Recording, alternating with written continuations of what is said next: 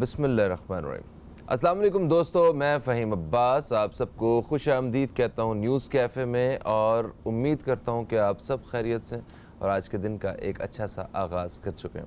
آج ہم نے اپنے پروگرام کو 2 حصوں میں تقسیم کیا ہے۔ پروگرام کے پہلے حصے میں ہم ایک بہت ہی اہم مسئلے کے حوالے سے بات کریں گے، مگر اس کے ساتھ ساتھ آپ کو بتاتا چلوں کہ یہ مسئلہ جو ہے یہ پاکستان کے بڑے مسئلوں میں سے ایک ہے، صحت کا مسئلہ۔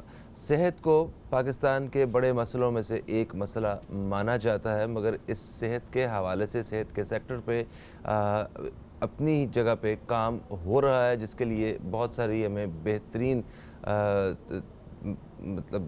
ایکسپیکٹیشنز جو ہیں وہ رکھنی چاہیے کہ ان فیوچر پاکستان میں یہ مسائل جو ہیں وہ حل ہو جائیں گے۔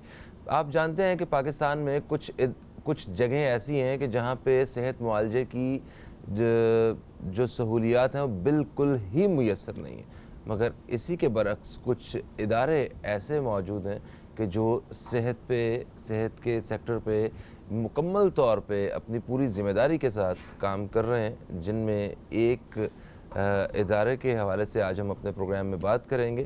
ڈاؤ یونیورسٹی کے بارے میں سب نے سنا ہوگا۔ یہ ایک ہیلتھ کے حوالے سے، میڈیکل کے حوالے سے ایک ایسا ڈارہ ہے کہ ایک عرصے سے یہ کام کر رہا ہے، اور پاکستان ہی نہیں دنیا بھر میں یہاں سے ڈاکٹرز گریجویٹ ہو رہے ہیں، ڈاکٹرز یہاں پہ گریجویٹ ہو رہے ہیں، اور پاکستان میں نہیں دنیا بھر میں کام کر رہے ہیں۔ تو ایک ایونٹ ہونے جا رہا ہے ہیلتھ کے حوالے سے، ایگزیبیشن ہے۔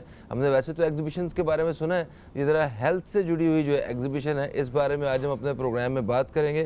اس ایونٹ کے بارے میں آپ کو بتاؤں، یہ ہے DUHS DICE health innovation exhibition. یہ کیا ہے اس بارے میں بات کریں گے۔ ہمارے ساتھ جو مہمان موجود ہیں یہ ایک ریسرچر ہیں، ڈاکٹر کاشف شفیق صاحب، جو کہ چیف آرگنائزر ہیں اس پورے ایونٹ کے۔ ہم آپ کو خوش آمدید کہتے ہیں۔ السلام علیکم، کیسے ہیں آپ؟ وعلیکم السلام فہیم صاحب، بہت شکریہ آپ نے مجھے اس پروگرام میں انوائٹ کیا۔ اللہ کا شکر ہے کہ میں بالکل ٹھیک ٹھاک ہوں۔ زبردست سر، یہ ایگزیبیشن کا نام جب سنتے ہیں تو وہ مختلف چیزوں کی جو ہے نا ایگزیبیشن، وہ تو میرے ذہن میں آ رہی ہے۔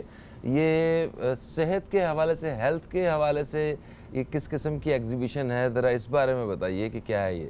دیکھیں جی، جس طرح کہ ہم سب کو پتہ ہے کہ دنیا بھر میں ہیلتھ کے ڈفرینٹ چیلنجز ہیں جس کو کہ ہم فیس کر رہے ہیں، تو ظاہر ہے ان ڈفرینٹ چیلنجز کو جن کو ہم فیس کر رہے ہیں ان کے سلوشنز ڈھونڈنے کے لیے ہمیں کچھ انوویٹیو آئیڈیاز چاہیے۔ اوکے، ان انوویٹیو آئیڈیاز کے لیے یہ ایگزیبیشن آرگنائز کی جاتی ہے ڈاؤ یونیورسٹی آف ہیلتھ سائنسز اور ڈائس آرگنائزیشن، ڈائس فاؤنڈیشن جو کہ US بیسڈ فاؤنڈیشن ہے، ان کی کولیبریشن سے، جس میں کہ پورے پاکستان سے اور کچھ دوسرے کنٹری سے بھی لوگ اپنے انوویٹیو آئیڈیاز لے کر اس ایگزیبیشن میں آتے ہیں اور وہ پریزنٹ کرتے ہیں۔ اچھا، یعنی کہ ہم اس طرح کی یعنی جو مسائل ہیں، جو مختلف بیماریاں ہیں، ان کو کس طرح آسانی سے شکست دی جا سکتی ہے، اور ان کے آئیڈیاز کے ساتھ جو ہے وہ آپ یہ ایک ایگزیبیشن جو ہے نا ارینج کرتے ہیں۔ ایگزیکٹلی۔ کیا اس سے پہلے پاکستان میں ایگزیبیشنز ہو چکی ہیں ایسی؟ اگر آپ مجھ سے پوچھیں تو اس ایونٹ کا تو تھوڑا سا بیک گراؤنڈ میں آپ کو بتاتا چلوں۔ بتائیے۔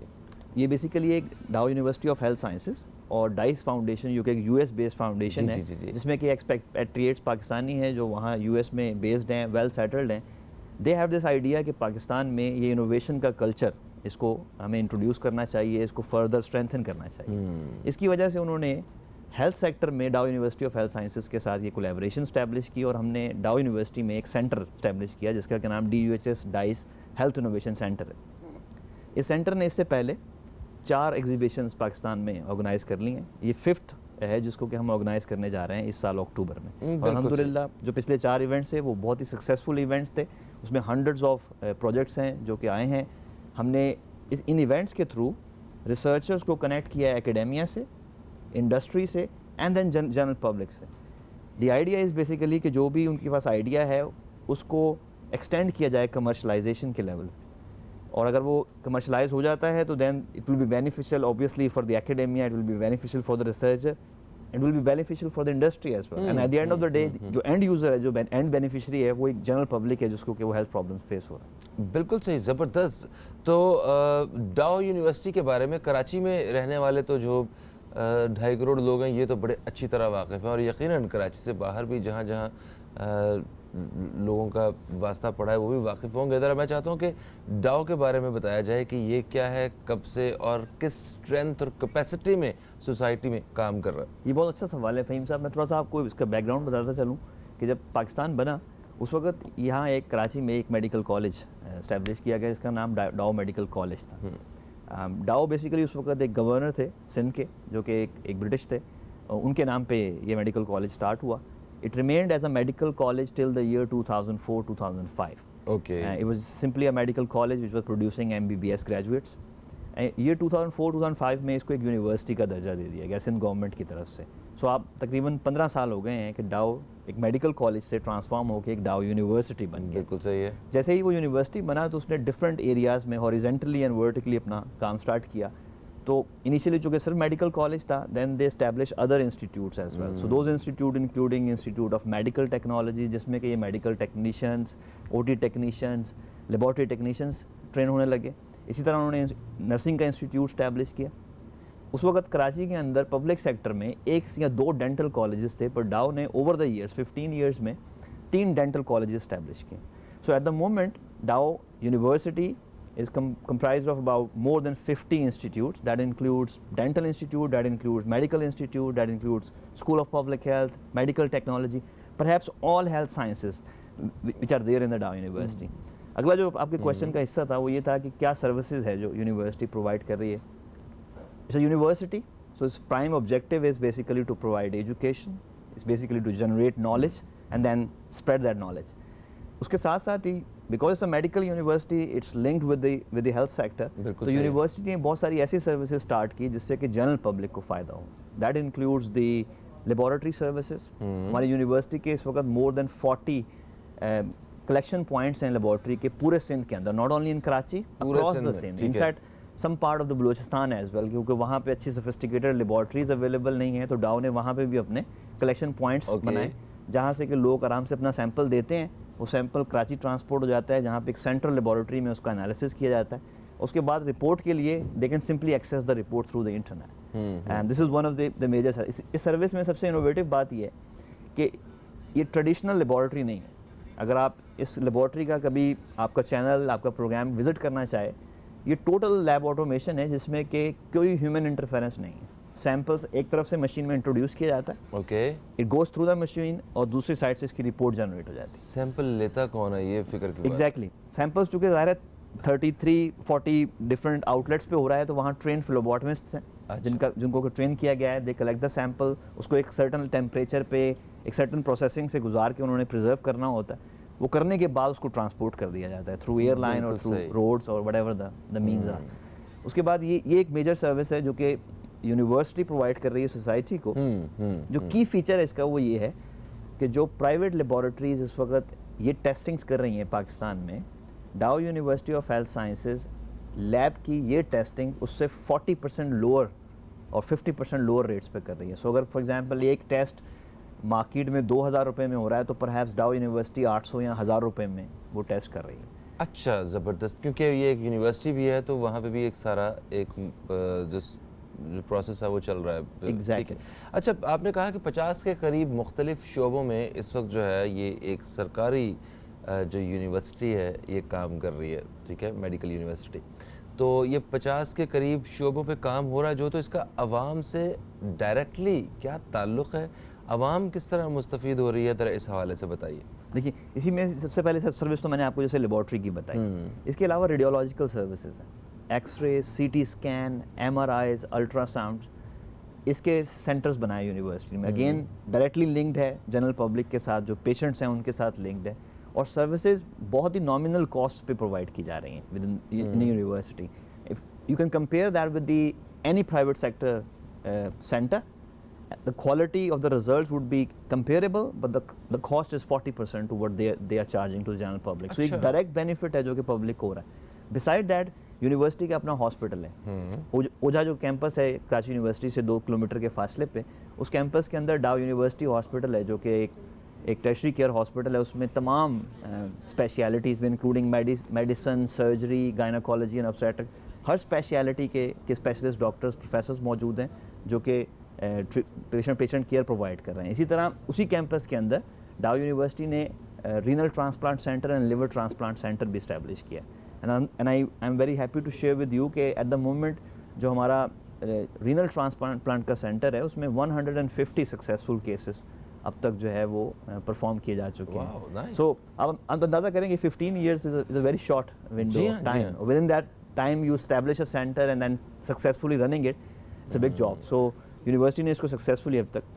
کنٹینیو کیا. بالکل صحیح ہے. اچھا آپ نے یہ کہا کہ جس طرح آپ کا لیبارٹری کا ایک پورا شعبہ ہے, ریڈیولوجی کا ہے, اور بھی مختلف شعبوں میں جہاں آپ پبلک کے لیے ڈائریکٹلی کام کر رہے ہیں, وہاں پہ آپ نے کہا کہ چارجز بہت کم ہم نے بڑے منیمل سے رکھے ہوئے ہیں.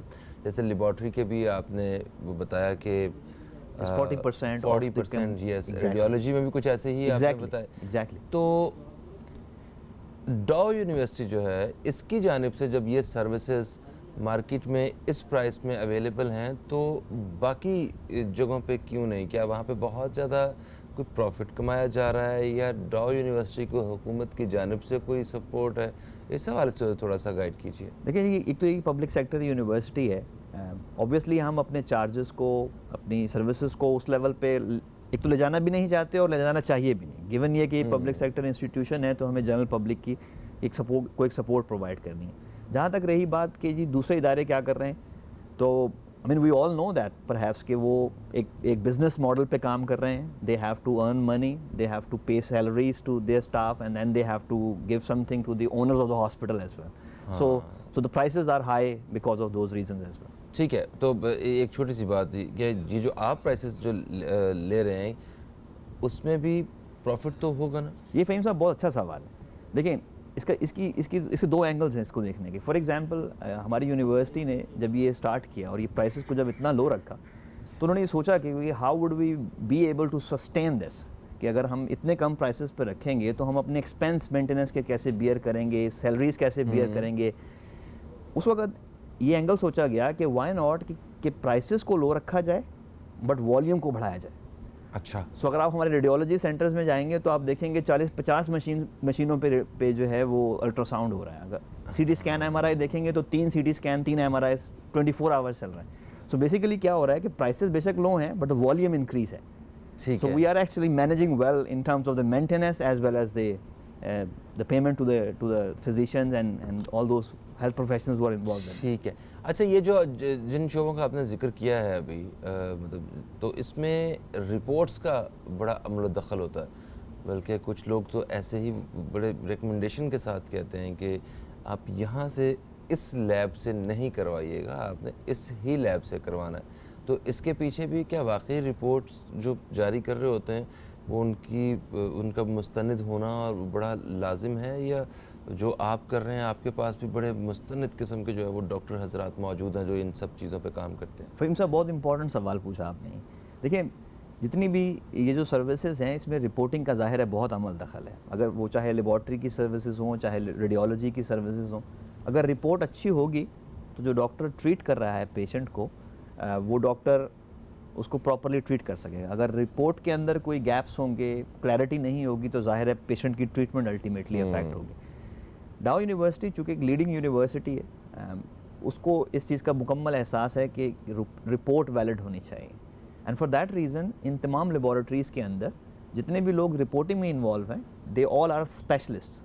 کوئی ایسا نہیں ہے کہ جو simple M B B S ہے, انہوں نے اپنی اپنی فیلڈ میں اسپیشلائزیشن کی ڈگری حاصل کر رکھی ہے, اس کے بعد ہی وہ رپورٹنگ کر رہے ہیں. ٹھیک ہے. لیٹس سے فار ایگزامپل اگر ہم بایو کیمسٹری کی بات کر رہے ہیں تو بایو کیمسٹری کے اگر کوئی ریزلٹس رپورٹ کر رہا ہے تو وہاں جو لوگ بیٹھے ہوئے ہیں وہ سارے کے سارے آلریڈی پی ایچ ڈیز ہیں, not only from Pakistan but from the western universities. We have 90+ P H Ds in the university and I think good 20-25 of these P H D came from United Kingdom, United States and European countries. So well trained لوگ ہیں جو کہ یہ reporting کر رہے ہیں. And we as a health sciences university completely understands the importance of this, کہ جو رپورٹنگ ہو رہی ہے that is going to become a basis for the treatment of the patient. بالکل صحیح. کالر ہمارے ساتھ ہیں, ذرا شامل کرتے ہیں اور ان سے پوچھتے ہیں کہ یہ کیا جاننا چاہتے ہیں. السلام علیکم جی, کون ہے ہمارے ساتھ؟ السلام علیکم. وعلیکم السلام. یوسف انکل کیسے ہیں؟ بالکل ٹھیک ٹھاک, آپ بتائیے آپ ٹھیک ہیں؟ بیٹا آپ میں بہت خوشبوئیں آ رہی ہیں, ڈر لگ رہا ہے. آپ کے ماشاءاللہ ایڈ بھی نئے نئے آ رہے ہیں. बहरहाल ये एक बहुत अच्छा प्रोग्राम आ रहा है। मैं फालतू बातें लेके शुरू कर गया, नहीं, लेकिन कोई बात आपसे नहीं। इतनी मोहब्बत है Thank कि you. दिल चाहता है बात करना। Thank you so much, thank you अच्छा, सो अब मच। मेरे बहुत ही प्यारे मेहमान बैठे हैं डॉ मेडिकल, इनकी डॉ यूनिवर्सिटी के बारे में। इनकी जो टेस्टिंग लेबोरेटरी 1101 और पता नहीं कितने आदाद और मिला दे, उतनी तारीफ के बाद कुछ नुकाइश सामने लाना चाहता हूँ, अगर ठीक है। एतराज ना हो तो अर्ज करूँ। जनाब कहिए। एक बात तो ये है कि आपके जो लेबोरेटरी के कलेक्टिंग पॉइंट हैं वो थोड़े से म्यारी से जरा कम है। रिजल्ट्स में नहीं कह रहा मैं, रिजल्ट्स में बहुत अच्छे हैं, बिल्कुल कंपेयर करते हैं to the Agha Khan university, और लोग बिलीव करते हैं। लेकिन अभी थोड़ा सा आपको इसमें एडवर्टाइजमेंट की जरूरत है कि आपका म्यार आगा खान से कम नहीं है। ठीक अच्छा, है। और कुछ टेस्ट जो हैं वो आपके नहीं होते जो आगा खान में होते हैं, इस कमी को दूर कीजिए। बहुत तारीफ के बाद ये नकाइश निकाल रहा हूँ, नकाइश नहीं कह सकते बल्कि इम्प्रूव चाह रहा हूँ, क्योंकि इतने बड़ा काम कर रही है डॉ यूनिवर्सिटी, और खास तौर पर लेबोरेटरी में। बिल्कुल सही है, बिल्कुल सही है। ठीक हो गया। Thank you so much Yusuf uncle. हम इस हवाले से बिल्कुल पूछेंगे कि ये जो उन्होंने जो बताए हैं, जो सवाल किया है, इसके बारे में पूछते हैं किस तरह ये देखते हैं फ्यूचर में, और जो कुछ टेस्ट वगैरह नहीं होते हैं ये कब से होना शुरू होंगे। मगर फ़िलहाल हमें एक ब्रेक की तरफ बढ़ना है। ब्रेक से जैसे ही वापस आते हैं तो आपके सवाल का जवाब देंगे, और ख़ास तौर पे इस जो DUHS dice health innovation exhibition होने जा रहा है कराची में, इस हवाले से बात करेंगे डॉक्टर काशिफ शफीक साहब से, जो कि डायरेक्टर रिसर्चर हैं और चीफ ऑर्गेनाइज़र हैं इस इवेंट के। कहीं मत जाइए, न्यूज़ कैफ़े देखते रहिए, अब तक देखते रहिए। अभी आपसे दोबारा मुलाकात होती है।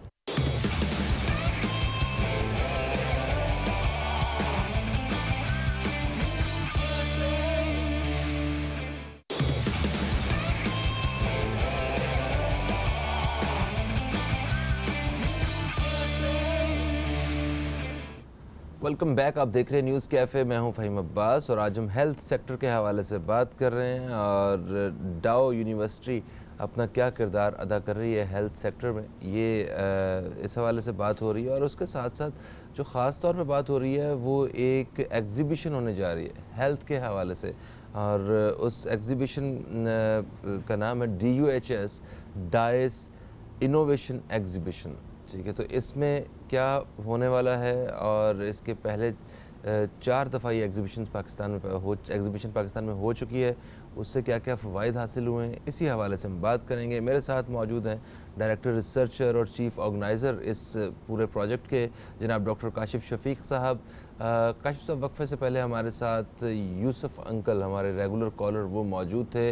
उन्होंने कलेक्शन सेंटर के हवाले से कुछ बात की थी, और उन्हें कुछ मेयार जो है वो थोड़ा सा अभी कम नज़र आ रहा था, और उन्होंने ये भी कहा कि कुछ जगहों पे टेस्ट जो हैं वो मतलब कुछ टेस्ट ऐसे हैं जो आपकी लेबॉर्ट्रीज़ में नहीं होते हैं। तो इस बारे में उन्होंने कुछ जानना चाहा, प्लीज़। पहले तो मैं शुक्रिया अदा करता हूँ आपके यूसुफ अंकल का, जो कि आपके रेगुलर कॉलर हैं, कि उन्होंने ये इम्पोर्टेंट पॉइंट्स हाईलाइट किए। ये देखें, ये इसलिए भी ज़रूरी है कि we are sitting on the other side of the organisation. जब तक हमें लोगों का ये फीडबैक नहीं मिलेगा, हम इम्प्रूवमेंट की तरफ नहीं जा सकेंगे। So it's very important. तो मैं दिल से शुक्रगुजार हूँ कि उन्होंने ये फीडबैक दिया, ऑनेस्ट फीडबैक। इसके अंदर 2 चीज़ें हैं। अब जैसे पहली बात उन्होंने ये कही कि जो कलेक्शन पॉइंट्स हैं उनकी जो स्टैंडर्ड्स हैं, ये थोड़ी सी क्वालिटी है वो थोड़ी लोअर है। ज़ाहिर है वो कंपेयर कर रहे थे बिल्कुल एक प्राइवेट एंटिटी के साथ, जिसके कि चार्जेस हमसे डबल ट्रिपल हैं। वो अपनी जगह पे, पर even then we still consider them as our competitor in the market. हम अपनी उन कलेक्शन पॉइंट्स की क्वालिटी को इम्प्रूव कर रहे हैं ओवर टाइम। हम उनके इंफ्रास्ट्रक्चर को भी इम्प्रूव कर रहे हैं। वहाँ जो हमारा स्टाफ है जो कि पेशेंट्स के साथ डायरेक्टली इन कॉन्टैक्ट होता है, रिसेप्शनिस्ट है, फ्लीबॉटमिस्ट है, और बकिया स्टाफ जो है, जो मैनेजर्स हैं इन सेंटर्स के, उनकी भी ट्रेनिंग्स की जा रही हैं। सो ज़ाहिर है ये इम्प्रूवमेंट का प्रोसेस एक ओवरनाइट नहीं है, is going to take some time, and we are hoping कि इंशाल्लाह हम इसको आहिस्ता आहिस्ता इम्प्रूव कर लेंगे। इसी के साथ साथ ही मैं ये इम्पॉर्टेंट समझता हूँ कि हम बीइंग एन इंडिविजुअल, बीइंग एक अच्छे सिटीज़न के, हम सबको ये भी रियलाइज़ करना चाहिए कि ये एक पब्लिक सेक्टर फैसिलिटी है, اور ہم سبھی کی یہ رسپانسبلٹی ہے کہ اس کو اون کریں. اون ان اے سینس کہ دیکھیں جی فار ایگزامپل میں ایک پیشنٹ ہوں, میں وہاں گیا ہوں اور وہاں آلریڈی 4-5 پیشنٹس ہیں جو کہ لائن لگی ہوئی ہے, تو تھوڑا مجھے ذرا پیشنس کا مظاہرہ کرنا چاہیے, تھوڑا اپنی باری کا انتظار کر لینا چاہیے, جلد بازی نہیں کرنی چاہیے.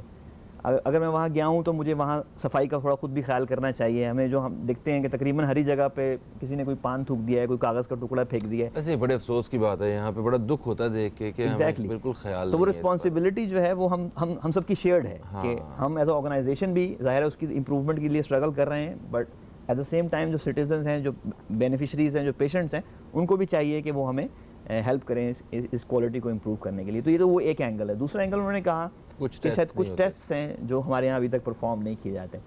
بالکل ایسا ہو سکتا ہے. اصل میں جو 90-95% پیشنٹس کی کامن ضرورت کے ٹیسٹ ہیں جو کہ روٹینلی کیے جاتے ہیں, وہ سارے ٹیسٹ اویلیبل ہیں. ایسا ہو سکتا ہے کہ کوئی 5%, کوئی 3% ٹیسٹ ابھی بھی ایسے ہوں جو ان کے لیے کہ بہت سفسٹیکیٹڈ ایکسپرٹیز چاہیے ہوں, وہ ہمارے پاس نہ ہو with in the university. That's the reason ہم نے وہ اسٹارٹ نہ کیا. جیسے کہ آپ نے مجھ سے پہلے پوچھا تھا کہ رپورٹنگ جو ہے وہ لوگ کنسیڈر کرتے ہیں کہ کہاں اچھی ہے کہاں بری ہے. اب دیکھیں نا, اگر فار ایگزامپل ایک ایسا ٹیسٹ جس کی کہ اکوپمنٹس ہمارے پاس اویلیبل نہیں ہے یا اس کو رپورٹ کرنے کے لیے ایکسپرٹیز ابھی ہمارے پاس نہیں ہے, تو it would be injustice with the patients کہ ہم اس ٹیسٹ کو just for the business purpose start کر دیں. سو وی will wait till the time کہ ہم بالکل اس میں انڈیپینڈنٹ ہو جائیں, ہمارے پاس اکوپمنٹس آ جائیں, ہمارے پاس ایکسپرٹیز آ جائے کہ ہم اس کی رپورٹنگ کر سکیں. دین انشاءاللہ we will start those tests as well. ٹھیک ہے, بالکل صحیح, بالکل صحیح. اچھا جی, اب آتے ہیں ادھر ایگزیبیشن کی طرف.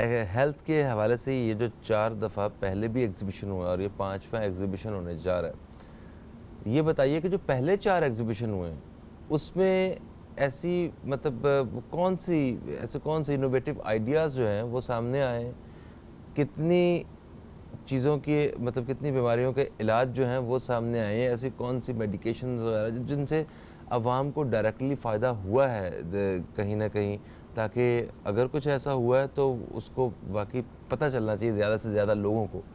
جی فہیم صاحب, ایک بہت اچھا سوال ہے. اوبیسلی اس ساری ایگزیبیشن کا اینڈ آبجیکٹو یہی ہے کہ جو ہمارے اینڈ یوزرز ہیں ان کا کوئی بینیفٹ ہونا چاہیے. ایک چیز جو میرے خیال میں ہم سب لوگوں کو ریئلائز کرنی چاہیے وہ یہ کہ ہیلتھ سائنسز میں یا when it comes to research یا when it comes to innovative idea, تو یہ 1-2 دن 1-2 سال شاید بہت کم پیریڈ ہوتا ہے کہ جس میں کوئی ریولوشن آ جائے گی. دیکھیں فار ایگزامپل یہ جو دوائی ہم اگر آج پیراسیٹامول کی دوائی یا کوئی بلڈ پریشر کی دوائی ہم آج کھا رہے ہیں جو مارکیٹ میں اویلیبل ہے, اس کے مارکیٹ میں اویلیبلٹی اور جب یہ اوریجنلی یہ مولیکیول ڈسکور کیا گیا ہوگا, اس سارے کے بیچ میں اراؤنڈ کوئی 15-20 ایئرس کا ونڈو پیریڈ ہوتا ہے کہ جب یہ اوریجنلی مولیکیول کسی لیبارٹری میں انوینٹ ہوا ہوگا کہ یہ بلڈ پریشر کنٹرول کر سکتا ہے, اور پھر جو پروسیسز کہ phase 1 trial, phase 2 trial, phase 3 trial and then launching in the market and then available for the public. So ایسی کوئی بھی انوویشن 1-2 سال 3 سال میں بالکل ریولوشنائز نہیں کرے گی ہیلتھ کی جو فیلڈ ہے. It's gonna take a long time into this. میں آپ کو کچھ ایگزامپلس دے سکتا ہوں کہ ان ایگزیبیشنز میں کس طرح کے پروجیکٹس جو کہ انوویٹیو آئے, اس سے آپ سینس کر سکتے ہیں کہ کس طرح وہ ہمارے فیوچر کے پرابلمس کو سالو کر سکتے ہیں. ہمارے پاس ہنڈریڈز آف پروجیکٹس آئے over the years. Obviously unjustified ہوگا کہ میں کوئی 1-2 اسپیسیفکلی ہائی لائٹ کروں, لیکن میں آپ کو جسٹ انڈرسٹینڈنگ کے لیے یہ شیئر کرتا ہوں کہ کس طرح کے پروجیکٹس آئے. ہمارے پاس لاسٹ ایئر ایک اسٹوڈنٹ پروجیکٹ آیا جس کے اندر کہ ایک اسٹوڈنٹ نے, آپ نے دیکھا ہوگا یہ جو بلائنڈ لوگ ہوتے ہیں یہ وائٹ اسٹک یوز کرتے ہیں. جی ہاں بالکل. اچھا, وہ وائٹ اسٹک سے وہ ٹٹول کے جاتے ہیں کہ سامنے کوئی چیز تو نہیں ہے اور وہ واک کرتے ہیں. صحیح ہے. ہمارے ایک اسٹوڈنٹ نے اس وائٹ اسٹک کے اندر کچھ سینسرز ایڈ کیے. ٹھیک ہے. کچھ ساؤنڈ کے سینسرز ایڈ کیے اور کچھ موومنٹ کے سینسرز ایڈ کیے. ٹھیک ہے. اچھا, وہ اس کے ساتھ ایڈ ہو گئے. ساتھ ہی ساتھ اس نے ایک ڈیوائس, ایک چھوٹی سی چیز ایک اس انڈیویجول کو جو کہ بلائنڈ ہے اس کو یہاں پہنا دی, اس کے یہاں around the neck and the chest. اب فار ایگزامپل وہ اسٹک لے کے موو کر رہا ہے, اس کے رائٹ سائڈ سے کوئی ساؤنڈ آ رہی ہے, کوئی گاڑی کی آواز ہے, کوئی ایسی چیز ہے جو کہ سینسر ڈیٹیکٹ کر رہا ہے. اس بلائنڈ انڈیویجول کے رائٹ شولڈر پہ وائبریشن سٹارٹ ہو جاتی ہے. ایک وائبریٹر ہے جو موو کرتا ہے, دیٹ انڈیکیٹس کہ رائٹ سائڈ سے کوئی چیز آ رہی ہے. ایگزیکٹلی. اوکے. اب یہ کس طرح ہوا, اس نے جو الٹرا ساؤنڈ کے لیے جو سینسرز استعمال کیے جاتے ہیں وہ سینسرز یوز کیے اس اسٹک کے اندر. اسی طرح وہ جو موشن سینسر تھا اس نے ایک سرٹن ڈسٹینس سے کہ 2 میٹر کے فاصلے پہ ایک چیز موو ہوتی آ رہی ہے, وہ لیفٹ سائڈ سے آ رہی ہے تو اس کے لیفٹ شولڈر پہ وائبریشن اسٹارٹ ہو رہی ہے. سو ڈفرینٹ باڈی پوائنٹس پہ اس کے وائبریشن ہوتی ہے, تو اس سے اس کو آئیڈیا ہوتا ہے کہ جناب یہ فلاں چیز کے لیے ہو رہی ہے. اور جو کاسٹ تھی اس پورے اسٹک کی ڈیولپمنٹ کی, that was very minimal. So rather than اگر وہ پروجیکٹ کو فار ایگزامپل انڈسٹری اس سے کنیکٹ ہو جاتی اینڈ دین کنیکٹ ہونے کے بعد اس کو کمرشلائز کر دیتے اور یہ اسٹکس کمرشلی اویلیبل ہونا شروع ہو جاتے, امیجن کریں کہ کتنا بڑا بینیفٹ ہے جو اسپیشل لوگ ہیں ہمارے پاس جو یہ تو میرا خیال ہے دنیا بھر میں ایک اپنی نوعیت کا ایک الگ چیز ہوتی ہے. ایگزیکٹلی. دیکھیں یہ ساری کی ساری چیزیں, یہ سارے کے سارے سینسرز آلریڈی اویلیبل ہیں, لیکن کسی نے کبھی اس اینگل سے نہیں سوچا کہ اس کو ہم ایک وائٹ اسٹک کے اندر ایڈ کر سکتے ہیں. ٹھیک ہے, تو جو انڈسٹری سے لوگوں نے اس پروجیکٹ کو مطلب تھوڑا کام کیا ہے اس کے اوپر, ایگزیکٹلی ہو رہا ہے اس میں بھی دیکھیں پہلا فیز یہ ہوتا ہے کہ انوویٹیو آئیڈیا سامنے آتا ہے. اگلا فیز یہ ہوتا ہے کہ اس کو کچھ فنڈنگ ملتی ہے, وہ اس کو اسکیل اپ کرتے ہیں کہ بھئی ہم منیمل کس کاسٹ پہ اس کو کمرشلائز کرنے کی طرف جاتے ہیں. سو کچھ فنڈنگ ان کو مل گئی and then they going to extend it کہ ہم کمرشلی منیمل اس پرائز پہ اس کو لانچ کر سکتے ہیں, and then they will find out some industry کولیبریٹر.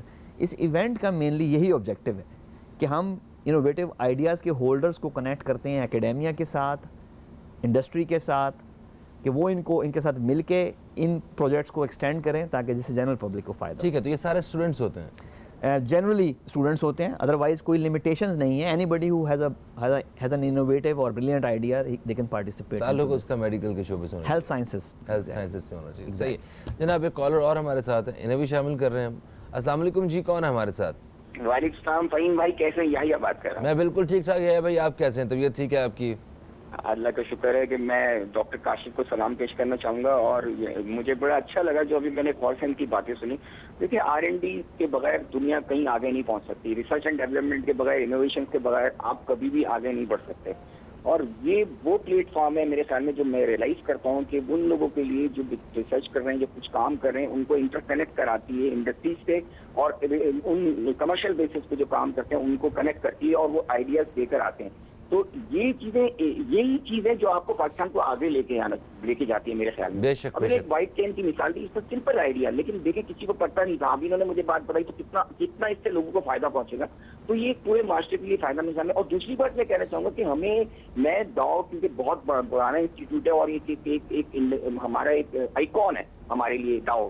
تو ڈاؤ یونیورسٹی نے جتنے کام کیے ہیں اور جو ڈاکٹرز پروڈیوس کر رہے ہیں, یہ ایک بہت بڑی بات ہے. اور ڈاکٹر کاشف, میرے سوال آپ سے یہ ہے کہ دیکھیں ہمارے یہاں تو میرے خیال میں ہم قدر نہیں کرتے. میں اگر مجھ سے پوچھیں کہ میں تو اتنی ڈاکٹروں کی قدر کرتا ہوں جو پاکستان میں رہ کے ڈاکٹر کام کر رہا ہے, انہیں میں سلوٹ کرنا چاہیے جس کنڈیشن میں کرتے ہیں. ہیو دا چانس, میرے خیال میں آپ کے پاس بھی چانس ہے, آپ بھی باہر جا کے رہ کے کچھ بھی کر سکتے ہیں, لیکن ہمیں پیشنس ہونا چاہیے. میں خود بھی جب کسی گورنمنٹ کے ہاسپٹلس میں جاتا ہوں تو ہم یہ کہتے ہیں کہ وہاں سروسز پرووائڈ نہیں, لیکن وہ جس کنڈیشن میں سروس پرووائڈ کر رہے ہیں انہیں ہمیں قدر کرنا چاہیے. ہمیں صبر ضرور کرنا چاہیے. ظاہر ہے اتنی آبادی میں ہے, اتنے لوگ آتے ہیں, تو ہمیں صبر بھی کرنا چاہیے. میرا سوال یہ ہے کہ جو آپ یہ ایگزیبیشن کر رہے ہیں اس کے اندر, کیونکہ لوگوں کو اویئرنیس ابھی نہیں ہے, میں نے تو آپ کا پروگرام دیکھ کے مجھے پتہ چلا, یہ انٹر کنیکٹ کرتی ہے کہ جو پیشنٹس ہیں اور جو ہمارے جنرل پریکٹیشنرز ہیں ان کو اویئرنیس دیتی ہے, ان کی کوآرڈینیشن اب کس طرح کرتے ہیں. یعنی مجھے بھی پتہ چلے اور ہمارے جنرل پریکٹیشنرز کو بھی پتہ رہے, تو اس کو زیادہ سے زیادہ پارٹیسپیٹ کریں. What you are doing to مطلب انوائٹ پیپل کہ کس طرح اس میں پارٹیسپیٹ کرتے ہیں, یہ میرا کوشچن ہے. Thank you so much doctor صاحب. بہت شکریہ, بہت شکریہ یہ بھائی آپ نے کال کیا. جناب ان کے سوال کے جواب میں کیا کہیں گے؟ بہت شکریہ جی, آپ نے بہت اچھے الفاظ میں ڈاؤ یونیورسٹی کو یاد کیا اور ہمارے کام کو سراہا. آپ کا بہت امپورٹنٹ پوائنٹ ہے کہ اس میں جو ہے وہ جنرل پبلک کو, جنرل فزیشنز کو, ڈاکٹرز کو ہمیں کس طرح کنیکٹ کرنا ہے اس پورے پروگرام میں. یہی وہ وجہ ہے سر جس کی وجہ سے ہم آج اب تک کے پروگرام میں فہیم صاحب کے ساتھ بیٹھے ہوئے ہیں. ان کی اسپیشل پرمیشن ہے ہمیں کہ ہم اپنے پروگرام کے بارے میں, ایگزیبیشن کے بارے میں, سو ہم اس وقت اب تک کا بھی شکریہ ادا کرتے ہیں کہ انہوں نے ہمیں یہ پلیٹ فارم دیا. تو یہی وہ بیسیکلی آپ دیکھیں کہ یہ آج کا پروگرام بیسیکلی بھی ایک اویئرنیس سیشن ہے کہ ہم لوگوں کو بتا رہے ہیں, انوائٹ کر رہے ہیں کہ جی وہ اس پروگرام میں حصہ لیں. پھر جو فزیشنز ہیں, جنرل فزیشنز ہیں, جی پیز جو کام کر رہے ہیں فیلڈ میں, ان کے لیے اس ایگزیبیشن کے اندر ڈفرینٹ سیشنز رکھے گئے ہیں. جیسے فار ایگزامپل CME سیشنز ہیں, کنٹینیوس میڈیکل ایجوکیشن کا کے وہاں کچھ سیشنز ہیں, تو اس کے اندر ڈفرینٹ طرح کے سیشنز ہیں, کوئی 10-15 جو کہ ان 2 دنوں کے اندر وہاں کنڈکٹ کیے جا رہے ہوں گے. ورلڈ ریناؤنڈ نیشنل اسپیکرز اپنے اپنے ایریا کے ایکسپرٹس ان ٹاپکس پہ وہاں ٹاکس دے رہے ہوں گے. تو یہ بیسیکلی سارے کے سارے اس جنرل فزیشین کو, جنرل پبلک کو وہاں کنیکٹ کرنے کی ایک کوشش ہے کہ یہ سب وہاں آئیں, اٹینڈ کریں, کچھ نہ کچھ ضرور ظاہر ہے وہ لے کر جائیں گے اس پورے کے پورے ایونٹ سے. ملٹیپل طریقے سے ہم سوشل میڈیا کو یوز کر رہے ہیں, الیکٹرانک میڈیا کے تھرو ہم اپنی کیمپین کو رن کر رہے ہیں, آل پاسبل مینز یوز کیے جا رہے ہیں کہ جنرل پبلک تک اس ایونٹ کا, اس ایگزیبیشن کا میسج تھرو ہو جائے. ٹھیک ہے, تو یہ جب سب سے پہلے ایونٹس کی ڈیٹس بتائیے ہمیں, اور پھر یہ بتائیے کہ کیا واقعی عام لوگ جو ہیں, میرا کوئی تعلق نہیں ہے, نہ میں کوئی ڈاکٹر ہوں, نہ میں نے کبھی زندگی میں میڈیکل یا پری میڈیکل کی کبھی پڑھائی کی ہے میں نے, تو کہ مجھے کوئی اتنا ہاؤ ناؤ نہیں ہے, مگر پھر بھی کیا میں جا سکتا ہوں, جا کے دیکھ سکتا ہوں, اور میرے لیے کچھ انٹرسٹ وہاں پہ ہوگا؟ بالکل. دیکھیں جی, ایونٹ کی ڈیٹس ہیں 16 اینڈ 17 اکتوبر 2019. اس میں جو پروجیکٹ سبمیشن کی ڈیٹ ہے وہ ہے 30 جولائی, which is the last date for the submission of project. جو ایونٹ کی ڈیٹیلز ہیں وہ آپ www.duhs.edu.pk/dice پہ جا کر ساری کی ساری دیکھ سکتے ہیں. رہا فہیم صاحب آپ کا وہ کویشچن کہ کیا آپ as a general public, general audience جس کا کوئی میڈیکل سائنسز سے کوئی تعلق نہیں ہے, کیا آپ وہاں جا کے دیکھ سکتے ہیں کہ نہیں؟ بالکل, you are most welcome to come and participate in that event. In fact پچھلے والے ایئرز میں ہم نے ڈفرینٹ اسکولس کو انوائٹ کیا, اسکول کے بچوں کو وہاں انوائٹ کیا کہ ظاہر ہے وہ اسکول کے بچے ہیں, انہوں نے تو ابھی میڈیکل سائنسز نہیں پڑھی, لیکن وہ آئے ہیں, وہ آگے دیکھیں گے کہ کس طرح لوگ اپنے انوویٹیو آئیڈیاز پریزنٹ کر رہے ہیں. That will interest develop, exactly that will develop curiosity among themselves as well کہ یار کس طرح انہوں نے یہ نیا کام کیا, میں بھی کچھ نیا کیوں نہ کروں. سو بالکل جنرل پبلک بھی ویلکم ہے, اسکول گوئنگ جو 9th 10th کے بچے ہیں, اے لیولز او لیولز کے بچے ہیں, they are also welcome in that event. صحیح ہے. تو اچھا, اس کا جو مجھے ایک اور سب سے بڑا فائدہ نظر آ رہا ہے وہ یہ ہے کہ جو جتنے بھی جو ٹیلنٹڈ لوگ ہیں, جو واقعی کچھ کرنا چاہتے ہیں, جن کے پاس کوئی ایسے آئیڈیاز ہیں جس سے ان دی اینڈ پبلک کو کوئی فائدہ ہو سکتا ہے, تو ان کو ایک پلیٹ فارم پرووائڈ کر رہے ہیں آپ, کہ آپ ایک جو انڈسٹری سے, مارکیٹ سے لوگ آ کے ان کو کنیکٹ کر رہے ہیں آپس میں. ورنہ وہ ایک عام آدمی فرض کریں جن کے پاس یہ جو آئیڈیا آیا تھا, جو اسٹوڈنٹس ہوں گے, جو بھی ہوں گے, وائٹ اسٹک والا, یہ وہ خود ایک ایک جگہ پہ جا کے پچ کرتے, اور اس وقت شاید ان کو اپوائنٹمنٹس دینی پڑتی, ٹائم نہیں ملتے, کانٹیکٹس نہ ملتے. آپ نے بہترین لوگوں کو اور بہترین کام کرنے والے لوگوں کو ایسے لا کے سامنے ملوا دیا کہ یہ چیز ہے, جس کو چاہیے خرید لے. زبردست. فہیم صاحب, یہاں میں بیسیکلی ضرور ایکنالج کرنا چاہوں گا ڈائس فاؤنڈیشن کا جو رول ہے. بیسیکلی یہ سارے ایکسپیکٹریٹس ہیں جو پاکستانی ہیں, وہاں ڈفرینٹ فیلڈز میں US میں کام کر رہے ہیں, جنہوں نے اس آرگنائزیشن کو سٹارٹ کیا, اور یہی وہ کی ایجنڈا تھا بیسیکلی کہ ایک پلیٹ فارم پرووائڈ کرنا ہے پاکستانی ینگسٹرز کو جن کے پاس کوئی انوویٹیو آئیڈیاز ہیں, کہ اس کو انڈسٹری کے ساتھ کنیکٹ کر دیا جائے, اس کو ایکیڈیمیا کے ساتھ کنیکٹ کر دیا جائے, کیونکہ دنیا اصل میں اب انوویشن کی ہے.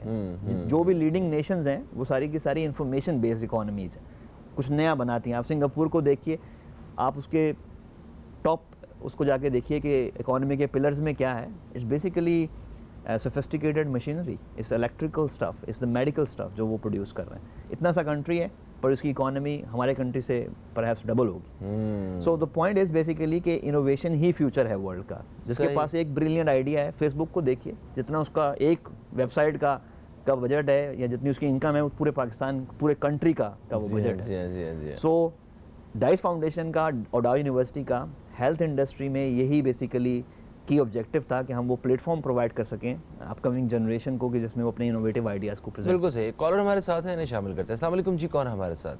وعلیکم السلام جناب, امتیاز بات کرو جوہر سے. امتیاز صاحب, آپ نے جوہر سے کال کیا, آپ کو خوش آمدید کہتے ہیں, کیا کہیں گے؟ سب سے پہلے تو سر ڈاکٹر صاحب جو شفیق صاحب ہیں, ان کو خراج تحسین پیش کرتا ہوں. میں یار آفس جا رہا تھا, مگر یہ ہو نہیں سکتا کہ اس طرح کی شخصیت جو کہ انسانیت کی فلاح و بہبود کا سوچتی اور کرتی اور بہت اچھا کرتی ہو, تو اس کو خراج تحسین اور اس کی حوصلہ افزائی نہ کی جائے. جیتے رہیے شفیق صاحب. بات دراصل یہ ہے کہ جیسے ادیب رضوی صاحب ہیں, ایدی صاحب تھے, اور آپ ہیں, اور اس طرح کے چند لوگ جو ہمارے ملک میں ہیں, یہ واقعی ہیرے جواہرات میں تولنے کے برابر ہے. میرا مقصد یہ نہیں ہے کہ میں شو میں آپ کی تعریف کر کے بٹرنگ کروں, دس از فیکٹ. اس سے پہلے کہ پاکستان کے اندر صحت کا حال جو تھا پوری دنیا جانتی ہے, ابتر سے ابتر تھی, مگر آپ اور آپ جیسے اداروں والوں نے اور لوگوں نے بہت بڑھیا کام کیا. اللہ پاک آپ لوگوں کو زندگی دے اور یہ کام کرتے رہے. ہمارے ملک کو ایجوکیشن اور میڈیکل اس طرح کی چیزوں کی بہت شفیق صاحب بہت سخت ضرورت ہے.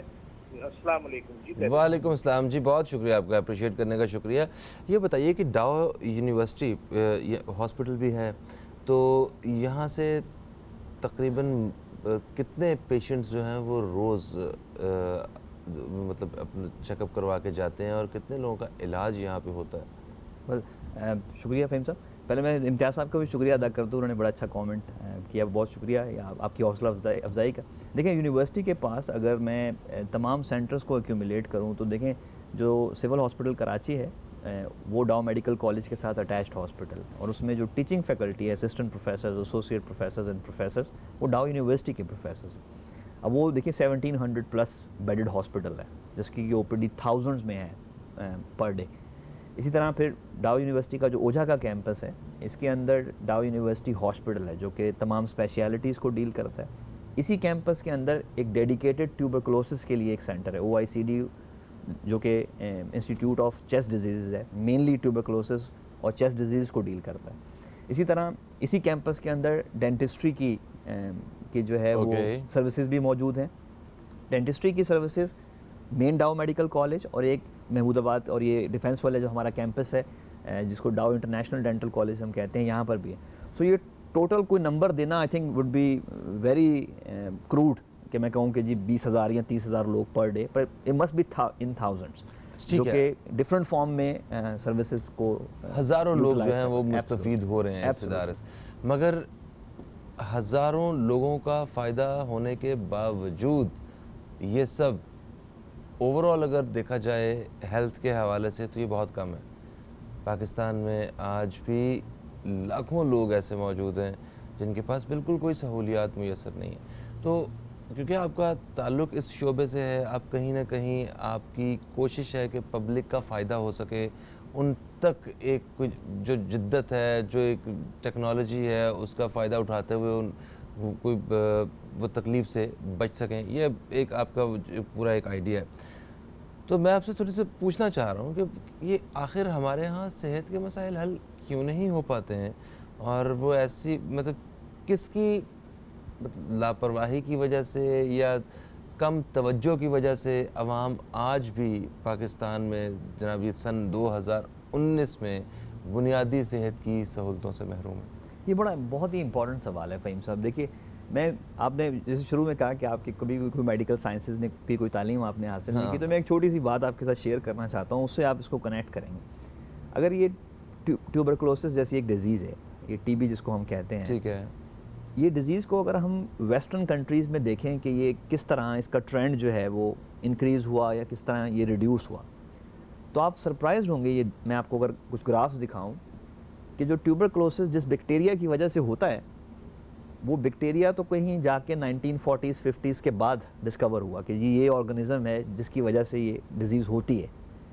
لیکن ویسٹرن کنٹریز میں اس ڈیزیز کی اکرنس مطلب اس کا نئے کیسز کا آنا اس کے بیکٹیریا کے ڈسکور ہونے سے پہلے ہی ریڈیوس ہونا شروع ہو گئی. تو اگر میں آپ کو 1850 سے لے کے اس ڈیزیز کا ٹرینڈ دکھاؤں تو آپ سرپرائز ہوں گے کہ 1850 سے لے کے 1950 تک ڈیزیز میں آلریڈی 70-80% ریڈکشن ہو گئی تھی. بیکٹیریا بعد میں آیا ہے, اس بیکٹیریا کو ٹریٹ کرنے کے لیے اینٹی بایوٹکس بھی بعد میں آئی ہیں. تو آپ مجھ سے پوچھیں گے کہ بھئی یہ کیسے ہو سکتا ہے کہ پھر ہمیں پتہ کیسے تھا کہ یہ فلانی چیز آ رہی ہے؟ ایگزیکٹلی. اب میں آپ کو اس کا ہسٹوریکل بیک گراؤنڈ بتاتا ہوں. People obviously realize from the symptoms کہ جی یہ سمٹمز ہیں تو یہ فلاں ڈیزیز ہے. جب ان کو سمٹمز آنا شروع ہوئی تو they try to find out کہ اس کے انڈر لائنگ پرابلمس کیا ہیں, یہ کیوں ہو رہی ہے. جو اس کا ایکچوئل آرگنزم ہے وہ تو بعد میں ڈسکور ہوا, لیکن انہوں نے جو فنڈامنٹل پرابلمس تھے like hygienic conditions, sanitation, hand washing, ان پرابلمس کو ریئلائز کیا. گھروں کے اندر overcrowding, how you cook your food and meal and how hygienic that is. جب انہوں نے ان چیزوں کو ریئلائز کیا تو انہوں نے ان فنڈامنٹلس پہ کام کرنا شروع کیا. They improve their sanitation, they improve the hygienic conditions, they aware general public the importance of washing hands. As a result of that کہ ڈیزیز نے ریڈیوس ہونا شروع کر دیا before even discovery of that. صحیح. سو ہمارے یہاں ایک انفارچونیٹ پارٹ یہ ہے کہ جو ہمارا پریونشن سائڈ ہے ان دا کنٹری وہ بہت ہی ویک ہے. اگر آپ دیکھیں تو پریونٹیو ایفرٹس بھی unfortunately either from the government side اور from the non government side وہ کافی ویک ہیں. ہاں, جیسے پولیو کو ختم کرنے کی کوشش کر رہے ہیں ہم لوگ. آپ دیکھیں کہ ہماری طرف سے مکمل مطلب پولیس کا, آرمی کا وہ سارا ساتھ ہے. مطلب ان کی سیکیورٹی میں کہاں کوئی برف نہیں دیکھ رہے ہمارے ورکرز جو ہیں, کوئی یہ نہیں دیکھ رہے کہ پہاڑ ہیں یا ریگستان ہے, ایک جگہ پہ جا کے وہ بچوں کو پولیو کے ڈراپس پلا رہے ہیں. مگر پھر بھی ہم ابھی تک جو ہے وہ ایک ابھی تک پاکستان میں پولیو ایگزسٹ کرتا ہے، جو کہ ایک بڑی ہمیں انٹرنیشنل شرمندگی کی بات بھی لگتی ہے کبھی کبھی. تو پروسیس سلو ہے یا آرگنائز نہیں ہے یا گورنمنٹ کی ترجیح نہیں ہے اس پہ یہ پریورٹی کے حوالے سے؟ دیکھیں ایک تو یہ پرابلم جو ہے نا وہ سنگل ہینڈڈلی تو کوئی بھی ہینڈل نہیں کر سکے گا، نہ اس کو گورنمنٹ سنگل ہینڈڈلی ہینڈل کر سکے گی، نہ کوئی ادارہ سنگل ہینڈڈلی ہینڈل کر سکے گا. یہ ایک پوری کمبائنڈ انٹر سیکٹورل ایفرٹ ہوگی جو کہ پوری کنٹری کی ہوگی. اس میں کہ لوگ انوالو ہوں گے، اسکولز انوالو ہوں گے، گورنمنٹ انوالو ہوگی، ہمارے جیسے ہیلتھ سائنسز کے ادارے انوالو ہوں گے. تو یہ کولیبریٹو ایفرٹ ہوگی جب بھی ہوگی. پھر واپس اسی طرف جاتا ہوں جو میں نے پہلے کہا کہ ایفرٹ ہونی چاہیے اصل میں پریونشن کے لیے، کہ بھئی ڈیزیز کو ہونے سے پہلے کس طرح پریونٹ کیا جا سکتا ہے. دیکھیں آج ہم سب کو پتہ ہے paan gutka is harmful, we all know cigarette is bad, we all know obesity is bad. لیکن ان سب کی چیزوں کے باوجود بھی کتنی ایسی ایفرٹس ہیں جو اس چیز پہ ہو رہی ہیں کہ لوگوں کو اویئر کیا جائے اور ان کو ان چیزوں سے ریڈیوس کیا جائے. دنیا میں نون ہے ابھی یہ اسٹیٹسٹکس کہ اگر الکوہل ریڈکشن کر دی جائے، سگریٹ اسموکنگ کو ختم کر دیا جائے، اوبیسٹی کو ریڈیوس کیا جائے بائی ایکسرسائز، تو 2/3 آف دا کینسرز ریڈیوس ہو سکتے ہیں. اوکے اب دیکھیے جب یہ باتیں نون ہیں تو why we are not doing it. Basically the point it comes down to the same thing is that we have to do a collaborative effort to make people aware that this is the good choice for you. بالکل صحیح. نہیں سر، programme کے پہلے حصے کا وقت جو ہے وہ اپنے اختتام کی طرف آ رہا ہے، تو میں چاہوں گا کہ ایک دفعہ آپ پھر سے یہ جو ایگزیبیشن ہونے جا رہا ہے DUHS DICE health innovation exhibition, جس میں جو نئے نئے آئیڈیاز ہیں ہیلتھ سیکٹر کے حوالے سے ان کو انڈسٹری کے ساتھ جوڑنے اور عوام کو کل کو فائدہ دلوانے کے لیے جو پلیٹ فارم پرووائڈ کیا جا رہا ہے، ان کی ڈیٹس کیا ہیں، اور اس میں ایک دفعہ پھر سے شارٹلی بتا دیجیے کہ کون کون لوگ جو ہیں پارٹیسپیٹ کر سکتے ہیں.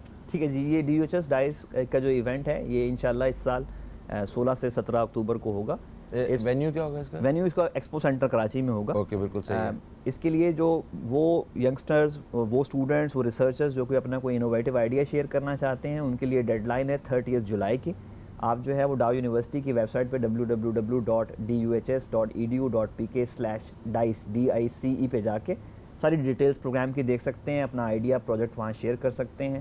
اور یہ اوپن ایونٹ ہے، جنرل پبلک اس میں آ سکتی ہے، فزیشینز آ سکتے ہیں، ریسرچرز آ سکتے ہیں، اسٹوڈنٹس آ سکتے ہیں، anybody who has interest with it. Sir thank you so much doctor Kashif Shafiq sahab. آپ یہ جو کام کر رہے ہیں اس کے لیے نیک تمنائیں ہیں ہماری. بہت شکریہ. اور اب تک کا جو پلیٹ فارم ہے اس طرح کے کسی بھی پروگرام کے لیے جہاں کہیں نہ کہیں عوام کا فائدہ نظر آ رہا ہو تو یہ بالکل حاضر ہے. تھینک یو سو مچ. جناب ایک وقفے کا وقت ہے، وقفے سے جب ہم واپس آئیں گے تو پھر ہم ایک اور موضوع پہ بات کر رہے ہوں گے اور ہمارے ساتھ کچھ اور مہمان موجود ہوں گے. کہیں مت جائیے، نیوز کیفے دیکھتے رہیے، اب تک دیکھتے رہیے.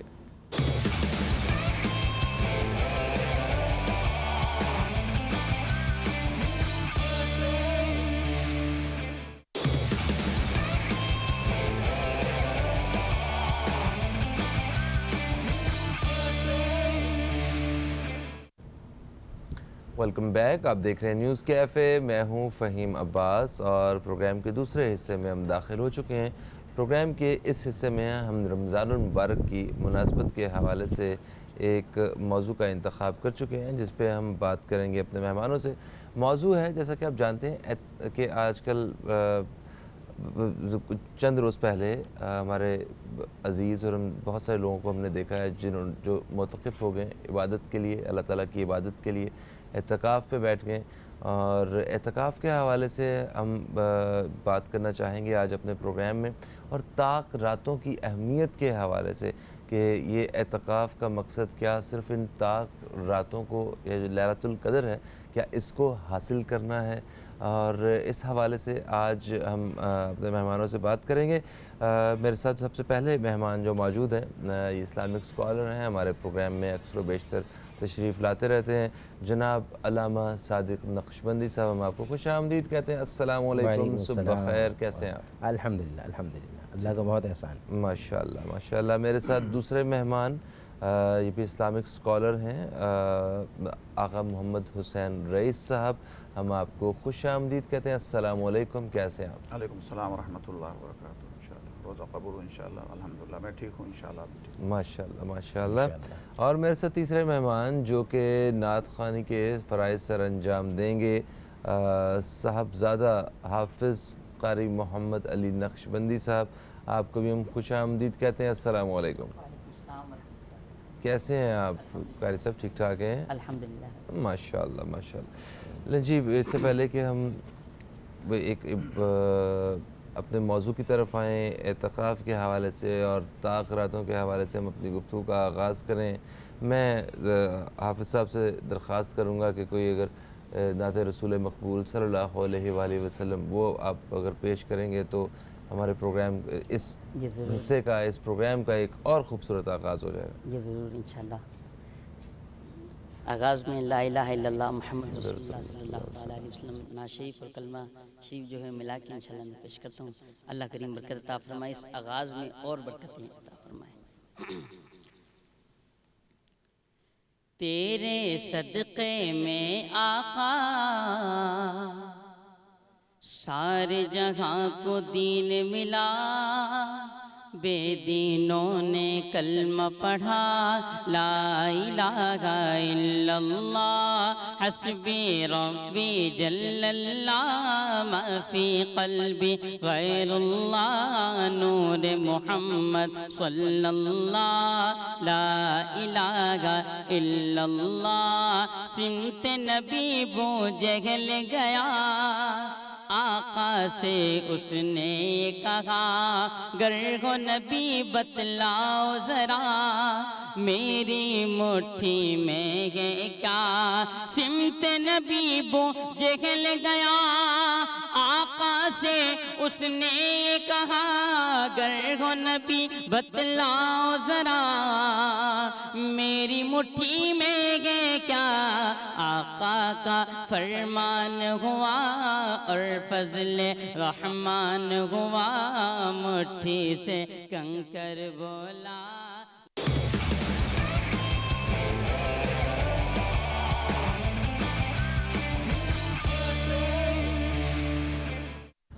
Welcome back. آپ دیکھ رہے ہیں نیوز کیفے. میں ہوں فہیم عباس اور آج ہم بات کر رہے ہیں اعتکاف کی فضیلت کے حوالے سے، اور اس کے بعد ہم بات کریں گے طاق راتوں کے حوالے سے. تو میرے ساتھ کیونکہ علامہ صادق نقشبندی صاحب موجود ہیں اور آغا محمد حسین رئیس صاحب موجود ہیں، دونوں اسلامک اسکالرز ہیں، تو ان سے بات کریں گے. وقفے سے پہلے ہمارے ساتھ ہمیں ایک خوبصورت کلام جو ہے وہ پیش کیا صاحبزادہ حافظ محمد علی نقشبندی صاحب نے. آپ کو بھی شکریہ ادا کرتے ہیں. تو اچھا علامہ صادق نقشبندی صاحب، یہ بتائیے کہ اعتکاف کی فضیلت ہے کیا، اور یہ رمضان کے جو آخری عشرے میں ہی کیوں یہ پرفارم کیا جاتا ہے؟ ماشاءاللہ بڑا اچھا سوال ہے. پہلی بات یہ ہے کہ اگر ہمارے یہاں اگر کوئی عمرے کو جاتا ہے یا حج کو جاتا ہے اور حج کر آتا ہے تو بڑی سعادت سمجھی جاتی ہے، اور اگر اگلے سال اگر اس نے حج کیا تو اور بڑی سعادت سمجھی جاتی ہے کہ بھئی یہ حج کر آیا. اور سال میں آپ ایک حج کر سکتے ہیں، دو بھی حج نہیں کر سکتے. بالکل صحیح. مگر اللہ رب ذوالجلال نے، اب ظاہر اللہ تو سب کا رب ہے نا، اور سب پر رحم کر فرمانے والا ہے. خالی امیروں پر نہیں ہے، غریبوں پر بھی رحم فرمانے والا ہے، بلکہ غریبوں پر زیادہ رحم کرنے والا ہے. اب یہاں پر سننے والے کہیں گے غریبوں پر زیادہ رحم کرنے والا کیسے، جبکہ امیروں کو زیادہ نواز رہا ہے. اب امیروں کو یہاں زیادہ نواز رہا ہے، مگر حدیث شریف میں آتا ہے کہ 500 سال پہلے غریب جو ہے وہ امیروں سے پہلے جنت میں داخل ہو جائیں گے. تو یہ کہ امیروں پر بھی کرم ہے تو غریبوں پر بھی کرم ہے. اور کرم کیسا کہ حضور علیہ السلام نے فرمایا کہ جو رمضان شریف کے آخری عشرے کا اعتکاف کرتا ہے تو اللہ تعالیٰ اس کو 2 عمرے کا ثواب دیتا ہے، 2 حج کا ثواب عطا فرماتا ہے. سبحان اللہ. اچھا وہ بھی کیا ہے، ایک ہوتا ہے حج آپ نے کیا، حج میں نے کیا، حج حضرت نے کیا، کسی نے بھی کیا، مگر اس حج کو مقبول کہنا یہ ہمارا دعویٰ نہیں ہو سکتا. ہم یہ نہیں کہہ سکتے وہ حج مبرور ہے، مقبول ہے، بس ہو گیا، قبول ہو گیا. ہم نے کیا اور مالک کی مرضی قبول ہو نہ ہو، مگر میرے آقا نے فرمایا کہ جب کوئی بندہ اعتکاف کرتا ہے تو اس کے اعتکاف رمضان شریف کے آخری عشرے کا جو اعتکاف کرتا ہے تو اللہ رب ذوالجلال اس کو 2 حج کا، اور وہ بھی حج ایسا ہوتا ہے جو مقبول حج ہوتا ہے. یعنی کرنے والے کو اللہ تعالیٰ کرنے سے پہلے ہی بشارت عطا فرما رہا ہے کہ وہ حج تمہارا قبول ہی قبول ہے. اب یہاں سب سے پہلے ہم کسی بھی چیز کے اگر ہم معنی کو جاتے ہیں تو ظاہر ہے سب سے پہلے ہم اس کی معنوی پہلو کو دیکھتے ہیں، اس کے بعد پھر ہم اس کی فضائل کی طرف آتے ہیں. میں نے فضائل پہلے بتا دیے، معنی بتا رہا ہوں. اس کا ایک معنی ہے دھرنا دینا. اچھا. اس کا اعتکاف کا ایک معنی ہے دھرنا دینا، اور یہاں صوفیہ کہتے ہیں کہ اس سے مراد یہ ہے کہ رب کے بارگاہ میں بندہ اس کے گھر میں جا کر بیٹھ جاتا ہے کہ رب جب تک تو معاف نہیں کرے گا، بخشش نہیں کرے گا، میں تیرے گھر سے لوٹ کر نہیں جاؤں گا، جب تک تو راضی نہیں ہوگا، جب تک تو راضی نہیں ہوگا، جب تک تو مجھے معاف نہیں کرے گا، میں لوٹ کر نہیں جاؤں گا۔ اور جب کوئی بندہ کسی کے گھر آتا ہے اور اس سے معافی مانگتا ہے اور اس کے اندر عفو درگزر کی اگر صفات ہوتی ہے تو وہ اس کو معاف کر دیتا ہے، اور جب وہ سخی ہوتا ہے تو نوازتا ہے، اور وہ ہے کہ ان اللہ بالناس لرؤوف الرحیم، جو رؤوف بھی ہے، رحیم بھی ہے، جو بندے سے ماں سے بھی 70 گنا بڑھ کر محبت کرتا ہے۔ جب اس کے گھر میں بندہ بیٹھ جاتا ہے 10 دن یہی ضد ہوتی ہے میرا رب مجھے معاف کر دے، معاف کر دے، تو اس کی رحمت جوش میں آتی ہے، اس کے گناہوں کو بھی معاف فرما دیتا ہے۔ بالکل صحیح۔ پھر یہ سوال آپ کا کہ آخری عشرے میں کیوں ہے؟ حضور علیہ السلام نے مسلم شریف میں ہے کہ آپ نے پہلے عشرے میں پہلے تلاش کیا، پہلا عشرے کے بعد حضور علیہ السلام نے صحابہ کو کہا کہ یہ اس میں شب قدر نہیں ملی۔ پھر جب دوسرا عشرہ آیا آپ علیہ السلام نے پھر اعتکاف کیا، دوسرے عشرے میں بھی اعتکاف کیا، پھر آپ نے فرمایا شب قدر اس پہ نہیں ملی۔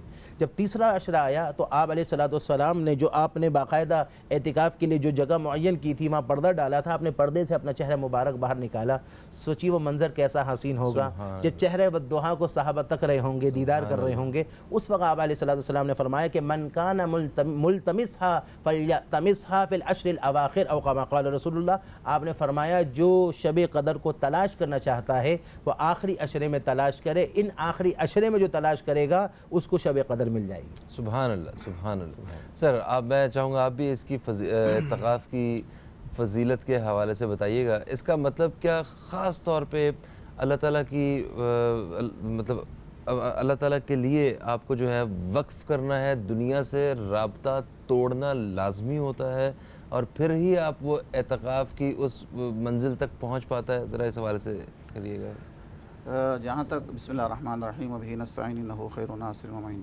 فضائل کے حوالے سے تو قبلہ نے بہت بہترین انداز سے اور قرآن کریم کے اندر طواف کرنے والے اور اعتکاف کرنے والے والعاکفین، قرآن کریم میں متعدد مقامات پر ان کا ذکر ہے، لہٰذا وہ فضائل کے حوالے سے اتنا کافی ہے۔ ٹھیک ہے۔ جہاں تک آپ کو دوسرا سوال ہے، میں سمجھتا ہوں وہ بہت اہم ہے، اس کے لیے میں مقدمتاً یہ عرض کروں گا جو اعتکاف میں بیٹھ جاتے ہیں ان کو اس بات کا خیال رکھنا چاہیے کہ دیکھیں آپ کے بہت سارے دوست ہوں گے لیکن ہر دوست کو آپ اپنے گھر نہیں بلاتے، بات صحیح ہے، اور جو دوست آپ کے گھر میں آتے ہیں ان میں سے ہر ایک کو گھر میں نہیں بٹھاتے، یہ بھی بات صحیح ہے۔ تو اعتکاف ایک ایسی حالت کا نام ہے جو اللہ تبارک و تعالی خاص افراد کو یہ یعنی توفیق دیتا ہے کہ وہ ان کے گھر میں آئے بھی اور وہیں پہ رہے بھی۔ اور ایک جملہ اور بھی عرض کروں آپ کے سامنے، جب ہم کسی طریقے سے خدا کو جب ہم یاد کرتے ہیں تو ہم چونکہ جاہل ہیں، ہم یہ سمجھ رہے ہوتے ہیں کہ ہم یاد کرنے والے ہیں، ہم ذاکر ہے، خدا مذکور ہے۔ علماء فرماتے ہیں، عرفاء فرماتے ہیں در حقیقت ایسا نہیں ہے، حقیقت میں ہے کہ پہلے خدا آپ کو یاد کرتے ہیں، اس کے نتیجے میں توفیق ہوتی ہے کہ آپ خدا کو یاد کریں۔ سبحان اللہ۔ یعنی یہ جو خدا کا ذکر پڑھنے کی جو توفیق ہے یہ اس بات کی دلیل ہے کہ پہلے اللہ نے ہمیں یاد فرمایا ہے، اللہ تبارک و تعالی نے ہمیں بلایا ہے، اللہ تبارک و تعالی اتنے گناہوں کے باوجود ہمارے لیے دروازہ کھولا ہے۔ ایک مرحلہ یہ ہے۔ دوسرا مرحلہ یہ ہے کہ جب آپ مسجد میں جائیں اعتکاف کے لیے، خدا کی بارگاہ میں مغفرت طلب کرنے کے لیے جائیں، تو ان احادیث کو ذہن میں رکھیں جن احادیث کے اندر آیا ہے کہ اگر خدا نخواستہ کسی خاتون کا بیٹا گم ہو جائے اور وہ اچانک وہ دروازے پہ آئے تو ماں اتنی خوش نہیں ہوتی جیسا گناہگار بندہ واپس آنے سے خدا خوش ہو جاتا ہے۔ اس لیے کہ ماں کے اندر بھی دل محبت ڈالنے والا کون ہے؟ خدا ہے، اللہ ہے، اللہ نے یہ محبت ڈالی ہے تو خود کتنا مہربان ہوگا۔ تو محبت کو ریلیٹ بھی تو ماں کی محبت کے ساتھ ہی کیا ہے۔ جی ہاں تو ظاہر ہے کہ ظاہر ہے تو یہ محبت جب اللہ نے ڈالی ہے تو خود زیادہ مہربان ہے۔ یہ دوسرا مرحلہ۔ تیسرا اور آخر مرحلے کے اندر میں یہ کہنا چاہوں گا، اعتکاف ہے ہی اسی چیز کا نام جس کے اندر ہر شے سے کٹ جائیں۔ اچھا، بلکہ ایک بزرگ کے بارے میں بتاتا ہوں، وہ ہمارے محسن تھے، وہ انتقال کر گئے جب ان کو کینسر کی بیماری ہو گئی جس میں ہر لحاظ سے کٹ جاتا ہے۔ اعتکاف اس حالت کا نام ہے جس میں انسان کو یقین ہوتا ہے کہ میں چند مہینے کا مہمان ہوں۔ تو وہ دوسرا بزرگ جس کے پاس میں ان مریض کو لے کے گیا تھا، رفیق خواجہ رحمۃ اللہ علیہ، جب ان کو بیماری ہوئی تو آقا بہاؤالدین صاحب نے فرمایا کہ دیکھو جب اس قسم کی بیماری ہوتی ہے جس کے اندر دنیا سے کٹ جاتا ہے اور صرف خدا کا ہو جاتا ہے، اور یہ ہر شے سے کٹ کے صرف خدا کا ہو جانا یہ ایک ایسی کیفیت ہے جس کو اولیاء تلاش کرتے ہیں اس کو۔ اب یہ جو غار حرا میں جاتے تھے حضور، ہر شے سے کٹ کے وہاں پر اللہ کی عبادت کیا کرتے تھے، جبکہ ان کے آپ یاد الہی کے اندر ڈوبے ہوئے ہوتے تھے، اس کے باوجود بھی نہیں، مکہ سے دور جا کے غار حرا کے اندر جا کے آپ مہینوں بھر اعتکاف کرتے تھے، اللہ تبارک و تعالیٰ کے ذکر کے اندر آپ جو ہے وہاں پہ راتیں گزارتے تھے، دن گزارتے تھے۔ اور ایک جملہ جو اس کی وضاحت بہت زیادہ ہے تاکہ شاید آپ کا سوال کھل جائے، اس وجہ سے میں بتانا چاہوں گا کہ خدا کو جو ہے، خدا کے بارے میں جو سفر کرتے ہیں اس کی منزلیں ہیں، بہت ساری منزلیں ہیں۔ صحیح۔ یعنی اگر 6 ارب انسان ہے تو 6 ارب منزلیں ہیں، اگر 1 ارب مسلمان ہے تو ہر ایک کی منزل الگ الگ ہے، ہر ایک کا مقام الگ الگ ہے، اگر 30 لاکھ حاجی ہے تو ہر ایک کا حج الگ الگ ہے، اور ہر ایک کی موت الگ الگ ہے، ہر ایک کی حیات الگ الگ ہے۔ تو عرض یہ کر رہا تھا جب اللہ کی طرف جو سفر کرتے ہیں ان میں سے بہت سارے لوگ ہوتے ہیں، کچھ لوگ ایسے ہوتے ہیں کہ ہم خدا کو جاننا چاہتے ہیں، یہ ایک مرحلہ ہے، اور کچھ لوگ ہوتے ہیں نہیں میں اللہ تبارک و تعالیٰ کو صرف جانا نہیں چاہتے، ہم تو دیکھنا چاہتے ہیں، نور الہی کو ہم دیکھنا، خود خدا تو نظر نہیں، نور الہی کو ہم محسوس کرنا چاہتے ہیں، بصارت سے نہیں بصیرت سے ہم اس کو دیکھنا چاہتے ہیں۔ جیسے مولا کائنات کا ذکر کر رہے تھے کہ میں اس خدا کی عبادت نہیں کر سکتا جو نظر نہ آئے، وہ ہر طرف ہے، اگر وہ نظر نہ آئے تو پھر کیا نظر آئے گا؟ جو ہر شے کی شکل موجود ہے، ہر شے ایک شکل میں موجود ہے، خدا ہر شے کی شکل میں موجود ہے۔ بے شک بے شک بے شک۔ تو خدا جو ہے ہر شے سے پہلے بھی ہے، بعد میں بھی ہے، ساتھ بھی ہے، ہر طرف خدا ہی خدا ہے۔ تو کہنے کا مطلب ہے کہ کچھ لوگ ہوتے ہیں جن کی کوشش ہوتی ہے ہم خدا کو جاننا چاہتے ہیں، صحیح، اور کچھ لوگ کہتے ہیں کہ ہم خدا کو دیکھنا چاہتے ہیں، اور کچھ لوگ ایسے ہوتے ہیں جو کہتے ہیں کہ میں خدا کو دیکھنا نہیں، خدا کو پانا چاہتے ہیں۔ اور یہ اعتکاف ایک ایسی حالت کا نام ہے جہاں کہتے ہیں پروردگار ہم جانتے تو ہے، اب میں تجھے دیکھنا چاہتا ہوں اور میں تجھے پانا چاہتا ہوں۔ اور جب اللہ تبارک و تعالیٰ کو کوئی پا لیتا ہے اور دل کے اندر خدا کو بسا دیتا ہے تو پھر اس کا دل نہیں رہتا ہے، عرش بن جاتا ہے، واہ سبحان عرش الہی بن جاتا ہے۔ اب اس کا دل نہیں ہے، خانہ کعبہ ہے، عرش الہی ہے۔ اب اس سے لحاظ سے جب آپ ان روایت کو پڑھیں گے جس میں مومن کا دل دکھانے سے اتنا گناہ ہے کہ مومن کا دل دکھائے تو خانہ کعبہ کو منہدم کرنے کے برابر ہے، اس لیے کہ اس کا دل نہیں رہا ہے، عرش الہی رہ گیا ہے، بن گیا ہے مسکن، یعنی جو ہے اللہ تبارک و تعالیٰ کی رضا، اللہ رہتا ہو تو جی ہاں معلوم ہے، اللہ رہنے کا مطلب اللہ کی محبت ہے، اللہ تبارک و تعالیٰ کی نظر کرم ہے۔ اور وہی افراد جو آفاقی سوچتے ہیں وہی لوگ ہوتے ہیں جن کے دل کے اندر عرش الہی ہوتا ہے، چونکہ اللہ لا محدود ہے، تو جس کے دل کے اندر اللہ آ جائے تو وہ شخص بھی لا محدود ہو جاتا ہے، ہر ایک سے محبت کرتے ہیں، ہر ایک سے جو ہے وہ پیار کرتے ہیں، ہر ایک سے جو ہے پیار سے پیش آتے ہیں۔ تو اعتکاف در حقیقت اس چیز کا نام ہے کہ ہر شے سے کٹ جائے، صرف خدا کا ہو جائے، اور ہر چیز سے کٹ کے اللہ تبارک و تعالیٰ کے بندگی کے اندر آ جانا، یہ ایک ایسی کیفیت ہے جس کو اولیاء اور انبیاء تلاش کرتے ہیں کہ یہ حالت ہمیں کہاں سے ملتی ہے۔ صحیح، زبردست۔ علامہ صادق نقشبندی صاحب، میرے پاس 2 سوالات ہیں تو آپ کے لیے۔ پہلا سوال وہ یہ ہے کہ کیا اعتکاف صرف رمضان میں ہی کیا جا سکتا ہے، یا جو اللہ تعالیٰ سے محبت کرنے والے اور رمضان کے علاوہ بھی کچھ ایسے مواقع اور ایسا وقت یا ایسی ٹائم فریم جو ڈھونڈ لیتے ہیں کہ وہ سب سے کٹ کے متقف ہو جائیں عبادت کے لیے، کیا ایسا ہوتا ہے؟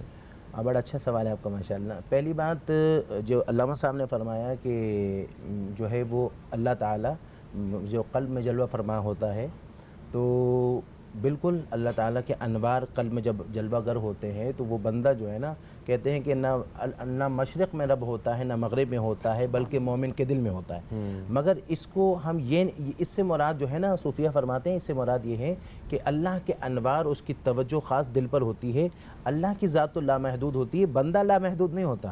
تو یہ ایک وضاحت ضروری ہے کہ بندہ محدود ہی رہے گا، اللہ کی ذات جو ہے وہ غیر متناہی ہے، وہ لامحدود ہے، بندہ محدود ہے، یہ ایک وضاحت ضروری ہے۔ دوسری بات یہ ہے کہ اعتکاف کے حوالے سے ایک تو وہ ہے جس کو اعتکاف سنت کہا جاتا ہے، اور وہ رمضان شریف کے اندر ہے اور وہ آخری عشرے کے اندر ہے۔ اس کے علاوہ ایک اعتکاف ہوتی ہے جو اعتکاف منت کہلاتی ہے، یعنی آپ نے کسی چیز کی منت مانی، اس بیس پر آپ اگر اعتکاف کرتے ہیں تو اس صورت میں آپ اعتکاف جو کریں گے وہ رمضان شریف کے اندر بھی کر سکتے ہیں اور رمضان شریف کے علاوہ بھی کر سکتے ہیں۔ 10 دن کی ہوتی ہے وہ آپ کے اپنے اوپر ہے، آپ نے جتنی دن کی منت مانی، آپ نے 1 دن کی منت مانی اعتکاف کی، آپ نے 10 دن کی مانی، آپ نے 1 مہینے کی مانی، آپ نے معین ماہ کی مانی، یعنی کسی مخصوص مہینے میں اعتکاف کی مانی، آپ نے معلق کر دی کہ میرا یہ کام ہوگا تو پھر میں یہ اعتکاف کروں گا، اس بیس کی منت مانی، آپ نے مطلقاً کسی پورے مہینے کی منت مانی، تو اگر آپ نے کسی منت کے بیس پر اعتکاف کیا تو پھر وہ اعتکاف آپ کا رمضان کے بعد بھی ہو سکتا ہے، رمضان کے اندر بھی ہو سکتا ہے، ایک بات۔ مگر اس کے اندر اگر آپ نے پورے دن کی منت مانی ہے تو اس کے اندر روزہ شرط کہلائے گا، یعنی جس طرح سنت جو ہے اعتکاف کے اندر روزہ آپ کا جو ہے وہ روزہ رکھنا ضروری ہے، اور آخری عشرے میں رمضان کے اعتکاف کے اندر روزہ ویسے ہی ہوتا ہے اور فرض ہوتا ہے، تو اس لیے جو ہے وہ رمضان کے علاوہ بھی اگر آپ منت کا اعتکاف ہوگا تو روزہ ضروری ہوگا اگر پورے دن کا اعتکاف کا ٹائم ہو. ٹھیک ہے، ایک مسئلہ. اچھا، کم سے کم اس کا وقت کیا ہوتا ہے اور زیادہ سے زیادہ وقت کیا ہوتا ہے؟ رمضان میں 10 دن کا ہم نے سنا. ہاں نہیں، اس کے دن کا کوئی قید نہیں ہے. اس کے ایک دن بھی ہم اعتکاف کی منت مان سکتے ہیں، 3 دن بھی، پورے مہینے کی بھی ہے، اور جس طرح میں نے عرض کیا کہ کسی مخصوص مہینے کی بھی منت مان سکتے ہیں، کسی مخصوص مہینے کی بھی منت مان سکتے ہیں. مہینے اور کسی غیر مخصوص آپ نے کہا میرا یہ کام ہو جائے، میں منت مانتا ہوں کہ میں 1 مہینہ محرم الحرام اعتکاف میں گزاروں گا، تو اب اس صورت میں وہ اعتکاف آپ کا وہ ہو گیا، تو اب اس صورت میں آپ کو منت میں آپ کو پورا محرم مسجد کے اندر گزارنا ہوگا، مرد کے لیے عورت کے لیے مسجد بیت کے اندر گزارنا ہوگا. ٹھیک ہے، وہ ایک یہ ہو گیا. اب دیکھیں 19ویں روزہ کی شب، یہ اعتکاف 20واں روزہ، 20ویں روزہ کی شب، سوری، تو اعتکاف پہ بیٹھ جاتے ہیں لوگ. نہیں، 20ویں والا دن گزرتا ہے، مغرب سے پہلے اعتکاف کے لیے مسجد کے اندر مرد حضرات آ جاتے ہیں 20واں مغرب سے پہلے. ٹھیک ہے، تو وہ 20واں شب نہیں، وہ 21ویں شب شروع ہو جاتی ہے. 21ویں شب شروع ہو چکی ہے. ٹھیک ہے، 21ویں روزے سے لے کے عید کے دن سے عید کا چاند دیکھنے تک، ٹھیک ہے، یہ وہ ٹائم ہے جس میں اعتکاف سنت کہلاتی ہے. وہ اعتکاف سنت کہلاتی ہے. ابھی فرض کریں یہ وقت تو گزر گیا، اب اگر کسی کا دل کر رہا ہے کہ مجھ سے مس ہو گیا، مجھے اعتکاف پہ بیٹھنا تھا، یا میں اس وقت وہ کچھ معاملات ایسے تھے، مگر اب میں بالکل تیار ہوں کہ میں عبادت کے لیے معتکف ہو سکوں، تو اس کے لیے آپ کیا رہنمائی فرماتے ہیں آپ؟ دیکھیں، ایک بات تو یہ ہے کہ جو سنت اعتکاف ہے نا، وہ تو ہے وہ یہ 10 دن کا ہے، مگر ابھی بھی جیسے چند دن موجود ہیں، ابھی بھی اگر کوئی بندہ اعتکاف کے لیے بیٹھنا چاہے، 1 دن کے اعتکاف کے لیے بھی بیٹھنا چاہے تو وہ بھی بیٹھ سکتا ہے. اچھا، منت ماننا ضروری نہیں ہے، بغیر منت کے اگر ویسے ہی ارادہ کر بھی 1 دن کے اعتکاف کے لیے بھی اگر وہ مسجد میں بیٹھنا چاہے تو وہ بیٹھ سکتا ہے. 1 رات کے اعتکاف کے لیے بھی بیٹھنا چاہے، اگر کسی نے ارادہ کیا میں 1 رات کا اعتکاف کروں گا، اور اس صورت میں منت نہیں، ارادہ کیا ہے، اور وہ ارادہ کر کے وہ مغرب سے پہلے مسجد میں چلے جائے اور رات بھر عبادت گزرے اور صبح طلوع آفتاب کے بعد وہ نکل سکتا ہے، اس اعتکاف کو اعتکاف نفلی کہا جاتا ہے. وہ اعتکاف نفلی ہے کہ وہ آپ مان سکتے ہیں، اور حدیث شریف میں آتا ہے، حضور علیہ السلام فرماتے ہیں جو 1 دن کا اعتکاف کرتا ہے حصول ثواب کے لیے کرتا ہے، خدا کی رضا کے لیے کرتا ہے. اس صورت میں اگر اس کا وہ 1 دن کا اعتکاف بھی حضور علیہ السلام نے فرمایا کہ وہ 1000 راتوں کی عبادت سے بڑھ کر ہے، 1000 راتوں کی عبادت سے بڑھ کر ہے، 1000 مہینے سے نہیں، 1000 مہینے تو شب قدر، 1000 راتوں کی عبادت سے. اور ایک مقام پر حضور علیہ السلام نے فرمایا جو 1 دن کا اعتکاف کرتا ہے اللہ تعالیٰ اس کو کئی سو سال کے جو ہے جہنم کے فاصلے سے دور فرما دیتا ہے. اور ایک حدیث شریف میں آیا کہ جو 1 دن کا اعتکاف نفلی کرتا ہے تو اللہ تعالیٰ اس کو 300 شہیدوں کا ثواب عطا فرماتا ہے. تو اس حوالے سے اگر کوئی بندہ اگر اعتکاف کی اگر ویسے بھی اگر نیت کر کے 1 دن کے لیے بھی بیٹھنا چاہیں، اب جیسے یہ رات آ رہی ہیں، اب وہ افراد جو 10 دن کے لیے نہیں بیٹھے، میرا مشورہ ہے جیسے آج کی رات ہے، آج رات مغرب سے پہلے مسجد چلے جائیں، رات بھر عبادت میں رہے، ریاضت میں رہے، ذکر اذکار کریں، اور صبح طلوع فجر کے بعد وہ نکل آئے، رات بھر اللہ کے گھر میں گزار لیں، ثواب بھی مل جائے، کوئی 1 رات ایسی مل گئی جس میں شب قدر بھی مل جائے گی. بالکل صحیح. اچھا آغا صاحب، جس طرح کہ علامہ صاحب نے فرمایا کہ اگر آج بھی کوئی اعتکاف کرنا چاہتا ہے تو اس کے لیے بھی راستہ تو کھلا ہوا، آپشن تو ہے، ہم مسجد جائیے اور اعتکاف کر لیجیے. تو کیا مسجد جا کے ہی اعتکاف کرنا یہ ضروری ہے؟ اور مرد اور خواتین کے اعتکاف کے حوالے سے کچھ تھوڑا سا بریف کر دیجیے گا. اور ایک چیز اور کہ اعتکاف کی کیا یہ شرط ہے کہ اسے بالکل پردے کے اندر یا کسی ایسی چھپی ہوئی جگہ پہ اعتکاف جو ہے وہ کیا جائے؟ پلیز. سب سے پہلے آپ کی خدمات عرض کر لوں کہ اعتکاف سال میں کبھی بھی ہو سکتا ہے، کبھی بھی ہو سکتا ہے. اور ہمارے یہاں پہ بلکہ ماہ رجب کے اندر اعتکاف علوی کے نام سے 13، 14، 15 کو اعتکاف ہوتا بھی ہے. ٹھیک ہے، کوئی حرج نہیں ہے. خلاصہ رمضان کے علاوہ بھی اعتکاف ہو سکتا ہے. بالکل صحیح. اور دوسری بات، ماہ رمضان کے اندر بھی صرف آخری عشرے نہیں، پورا مہینہ اگر کوئی بیٹھ جائے تو بھی کوئی حرج نہیں ہے. یعنی اگر پورا، یعنی ہر وہ روز جس دن روزہ رکھ سکتا ہے، روزہ شرط ہے، روزے کے بغیر اعتکاف نہیں ہوتا.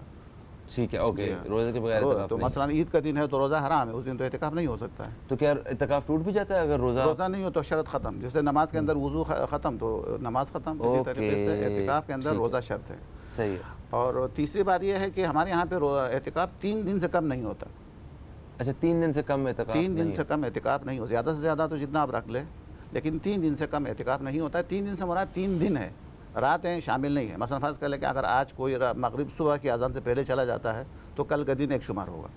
اس طریقے سے بیچ میں 1 رات آئے گی، 2 رات آ جائے گی، اور دن جو ہے پورا 3 ہونا ضروری ہے تیسرا دن جب غروب ہوگا تو یہ اعتکاف ختم ہو جائے گا. ایک بات یہ ہے. بالکل تیسری بات یہ ہے کہ اگر کوئی شخص اعتکاف شروع کرتا ہے مستحب بھی ہو تو تیسرا دن خود بخود واجب ہو جاتا ہے پھر, یعنی 2 دن اگر وہ بیٹھ جائیں گے تو تیسرا دن اس کو بیٹھنا ہی پڑے گا. یہ فقہی مسائل ہیں, اس میں اختلاف بھی ہو سکتا ہے. ٹھیک ہو گیا. اچھا کیا مسجد میں ہاں یہ بتانا چاہ رہا تھا کہ ہمارے یہاں پہ جو ہے وہ ہے کہ مسجد شرط ہے, اور مسجد بھی جامع مسجد ہونا شرط ہے, یعنی جامع مسجد جس میں لوگ زیادہ آتے ہو وہاں پہ اعتکاف ہے. اور تیسرا جو آپ نے جو سوال کیا کہ ایک پردہ لگا کے, وہ کوئی شرط نہیں ہے, اس لیے کہ وہ شرط نہیں ہے, بہتر ہے یعنی وہ کسی طریقے سے بھی کہ چاہے کونے میں بیٹھ کے چاہے پردہ لگا کے, مقصد وہی ہے جو عرض کیا کہ ہر شے سے کٹ جائے, صرف خدا کا ہو کے رہ جائے. ٹھیک ہے, تو اس لیے پردہ لگاتے ہیں ہاں تاکہ وہ اس مقصد کو حاصل کرنے کے لیے نہ ان کی نظر پڑے, باقی نہ لوگ انہیں دیکھیں, وہ صرف اپنے مقصد بعض اس کا بھی جو ہے تنہائی میں کمرے میں اکیلا ہے, پھر بھی خدائی کے لیے تنہائی نہیں ہے, خیالات ادھر ادھر ہے, اور کبھی میدان عرفات کے اندر لاکھوں کی مجمع کے اندر بھی بیٹھ کر بھی وہ تنہا خدا کا ہو کے رہ جاتا ہے. وہ تو اس کی کیفیت کا نام ہے, دل کی کیفیت کا نام ہے, کیونکہ جو ہے وہ عبادت عمل کا نام نہیں ہے, اصل میں نیت کا نام ہے, چونکہ ہر عمل کے اندر نیت کا بہت دخل ہے. عمل نیت کے بغیر عبادت نہیں بن سکتا ہے, لیکن نیت عمل کے بغیر بھی عبادت بن سکتی ہے. تو نیت کی اہمیت ہے, کیا جملہ ہے, کیا نا کتنی, یعنی وہ جو ہے وہ نیت کی جو ہے وہ اہمیت بہت زیادہ ہے. آپ کی نیت جتنی بلند ہے اسی لحاظ سے پروردگار عالم آپ کو اجر اور ثواب دے دیتا ہے. تو لہٰذا وہ جو پردہ لگانا بذات خود تو کوئی ضروری نہیں ہے, لیکن اس مقصد کو حاصل کرنے کے لیے اگر کوئی لگاتا ہے تو یعنی اس کا شرط نہیں ہوتا. صحیح. اچھا خواتین کا اعتکاف پہ بیٹھنا, کیا انہیں بھی مساجد میں ہی اعتکاف پہ بیٹھنا ہوتا ہے یا وہ گھر میں بھی بیٹھ سکتے ہیں؟ اگرچہ حدیث کے مطابق تو مسجد المرأۃ بیتھا یہ ہے, لیکن اعتکاف کے حوالے سے یہ نہیں ہے. عبادت کے حوالے سے, نماز وغیرہ کے حوالے سے ہی ہے کہ جو نماز کا ثواب جو مسجد میں جانے سے اس خاتون کو مل سکتا ہے, اللہ تبارک و تعالیٰ مہربان پروردگار اس خاتون کو گھر کے اندر بھی اتنا ہی ثواب دیتا ہے. لیکن اعتکاف کے لیے چونکہ مسجد میں سے جامع مسجد شرط ہے, لہٰذا اگر خاتون اگر مسجد میں اعتکاف کرنا چاہے تو ان کو بھی مسجد کے اندر جانا ہوگا. جیسے کراچی کے اندر بھی 1-2 مقامات کے اوپر خواتین کے لیے الگ مسجد کا انتظام اس کے اندر انتظام کیا جاتا ہے. اچھا الگ انتظام کیا جاتا ہے, انتظام ہو جاتا ہے. ٹھیک ہے. ادھر میرا خیال کچھ تھوڑی سی مختلف ہے. جی اصل میں ہمارے یہاں جو ہے وہ یہ ہے کہ مسجد کے لیے شرط نہیں ہے, عورتوں کے لیے نا مسجد شرط نہیں ہے, بلکہ وہ گھر میں وہ جگہ جہاں پر وہ عورت نماز پڑھتی ہو, اگر نہیں پڑھتی تو ایسی جگہ کا تعین کرے جہاں وہ عبادت کر سکتی ہو, اور کرنا چاہیے ایسی جگہ کمرے میں ہونی چاہیے. وہاں پر اس کو مسجد بیت کہا جاتا ہے. اس مسجد بیت میں وہ وہاں پر جو ہے اعتکاف میں, اگر مسجد میں اگر سیپریٹ انتظام ہے تو وہاں پر اعتکاف کے لیے جا سکتی ہے, نہیں تو اپنے گھر میں بھی جہاں عبادت کرتی ہے وہاں بیٹھ کر وہ اعتکاف کر سکتی ہے. بہتر. ٹھیک ہے جی, ایک وقفے کا وقت ان پہنچا ہے, وقفے سے واپس آئیں گے تو پھر ہم صاحبزادہ حافظ محمد علی نقشبندی صاحب سے ایک اور کلام سنیں گے, اور پھر طاق راتوں کے حوالے سے بات کریں گے. کہیں مت جائیے, نیوز کیفے دیکھتے رہیے, اب تک دیکھتے رہیے.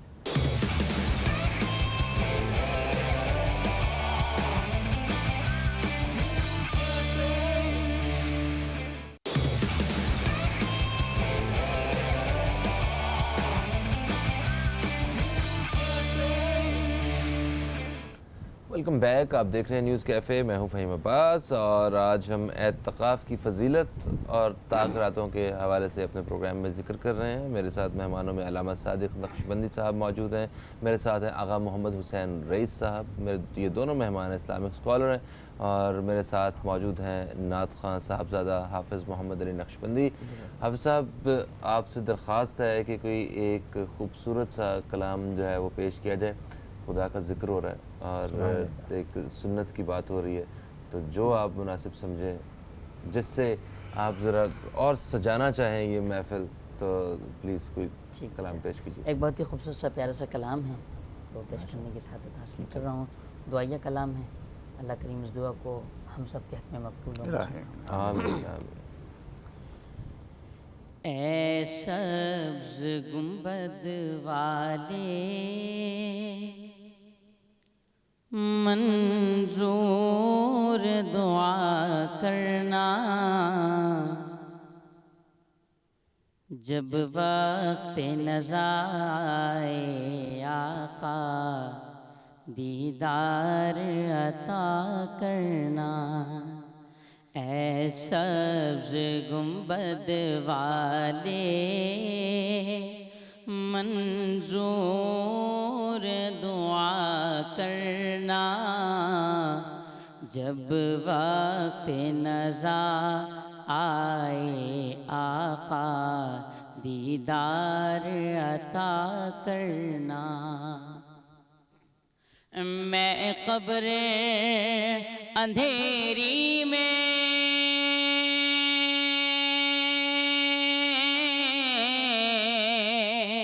گھبراؤں گا جب تنہا، میں قبر اندھیری میں گھبراؤں گا جب تنہا، امداد میری کرنے آ جانا میرے آقا، امداد میری کرنے آ جانا میرے آقا، روشن میری تربت کو للہ ذرا کرنا، جب وقت نزا آئے آقا دیدار عطا کرنا، مجرم ہوں جہاں پر کا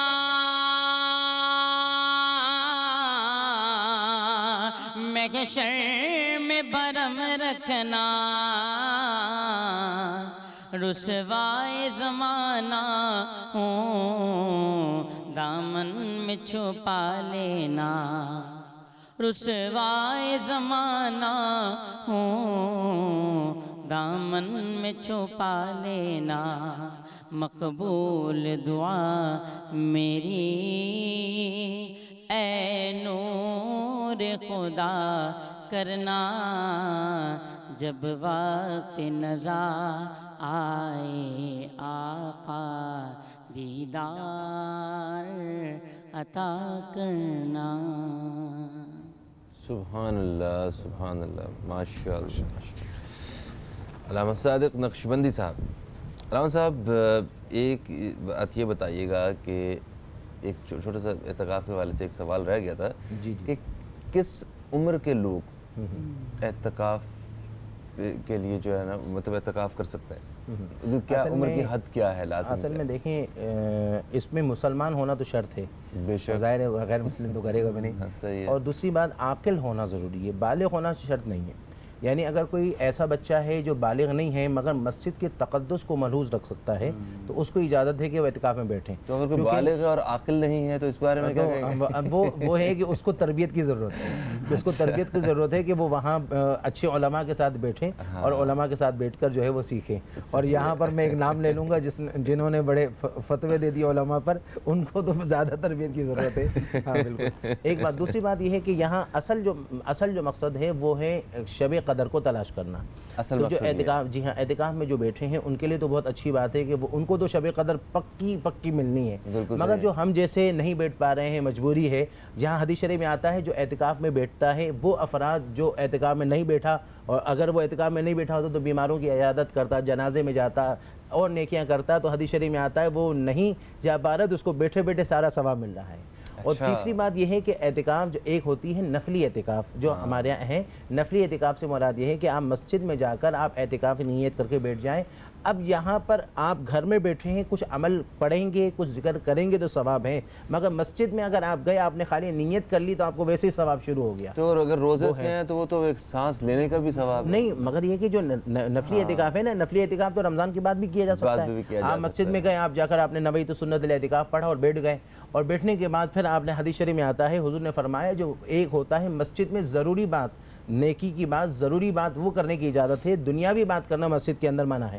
اور حضور نے فرمایا کہ اگر کوئی بندہ دنیاوی مباح بات کرتا ہے، مباح کا معنی کرنا نہ کرنا دونوں برابر، وہ بات بھی اگر کرتا ہے تو حضور علیہ السلام فرماتے ہیں اس کے گناہ، اس کے جو ہے وہ ایسے اس کو گناہ ملتا ہے جیسے آگ کے اندر لکڑیاں ڈال دی جائے تو جس طرح وہ ہو جاتی ہے، اس طرح کا گناہ ہوتا ہے۔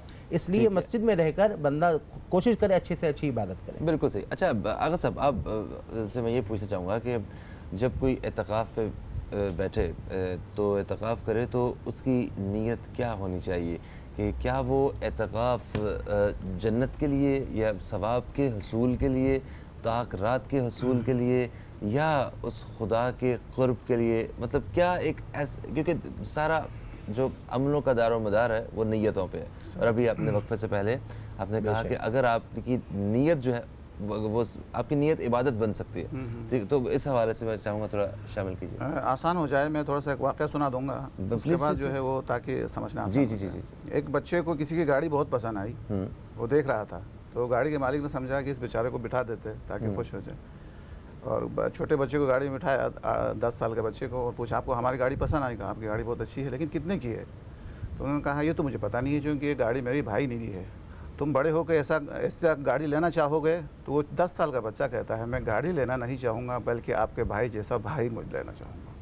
تو کہنے کا مطلب یہ ہے کہ آپ جنرل لینے کے بجائے آپ وہاں جا کے جنرل لینے کے بجائے جنت کے مالک کو لینے کی تلاش کریں, رزق کو لینے کے بجائے رازق کو تلاش کریں, آپ حیات کو لینے کے بجائے حیات کے مالک کو تلاش کریں, صحت کو لینے کے بجائے جو صحت دینے والا جو خالق ہے اس کو جو ہے آپ. اچھا یہ جو جنت وغیرہ وہ کیا ہے پتہ ہے؟ اب یہ میں سمجھتا ہوں کہ آپ یہ بھی اگر ناظرین تک پہنچے تو میں اچھا سمجھوں گا. جب بچہ بہت چھوٹا ہوتا ہے, جب وہ اسکول نہیں جاتا ہے, تو ہم اس کو کہتے ہیں یہ ٹوفی لے لو, یہ چاکلیٹ لے لو, درست ہے؟ تو ہم جو ہے بچے کو چاکلیٹ دے رہے ہیں تاکہ لڑکا ڈاکٹر اور انجینئر بنے. بچہ جو ہے اسکول جاتا ہے چاکلیٹ اور ٹوفی کے لیے. تو یہ جو جنت ہے, یہ جو حور ہے, یہ چیزیں در حقیقت جو ہم جیسے نابالغ, فکری لحاظ سے نابالغ, جسمانی لحاظ سے ہم بالغ ہے, ذہنی اور فکری لحاظ سے جو نابالغ ہے ان کو خدا کی طرف کھینچنے کے لیے کہا جاتا ہے جنت ملے گی, نعمتیں ملے گی. حقیقت بھی ہے تو ٹوفیاں, حقیقت میں خدا ملے گا. جنت وہ اس لیے جنت ہے چونکہ اس کے اندر اللہ کی رضا ہے.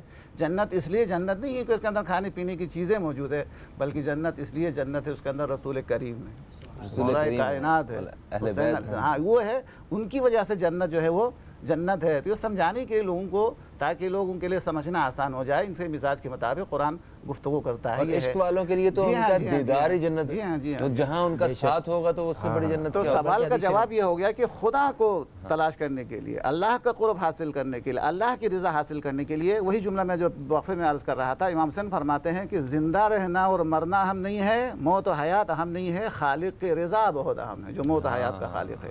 تو لہٰذا انسان جب اعتکاف کے اندر جائے تو یہ ایک اس ارادے سے جائے کہ مجھے خدا سے ملنا ہے. بالکل. اچھا ایک چیز اور اس میں کچھ ایڈ کیجیے گا, میں آپ سے جاننا چاہتا ہوں, جب وہ سارے لوگوں سے دنیا سے کٹ جاتا ہے کوئی بھی ایک معتکف جو ہے, تو اب دنیا سے رابطہ تو رکھنا ہی ہوتا ہے, روٹی تو دنیا والوں نے بھیجنی ہے اسے, ٹھیک ہے, کچھ 100 کوئی پیغام ضروری ہو سکتا ہے, تو اس بارے میں بتا. پھر یہ جو یہ ایک سب سے بڑا ہمارا پرزہ, نیا انسانی پرزہ, تو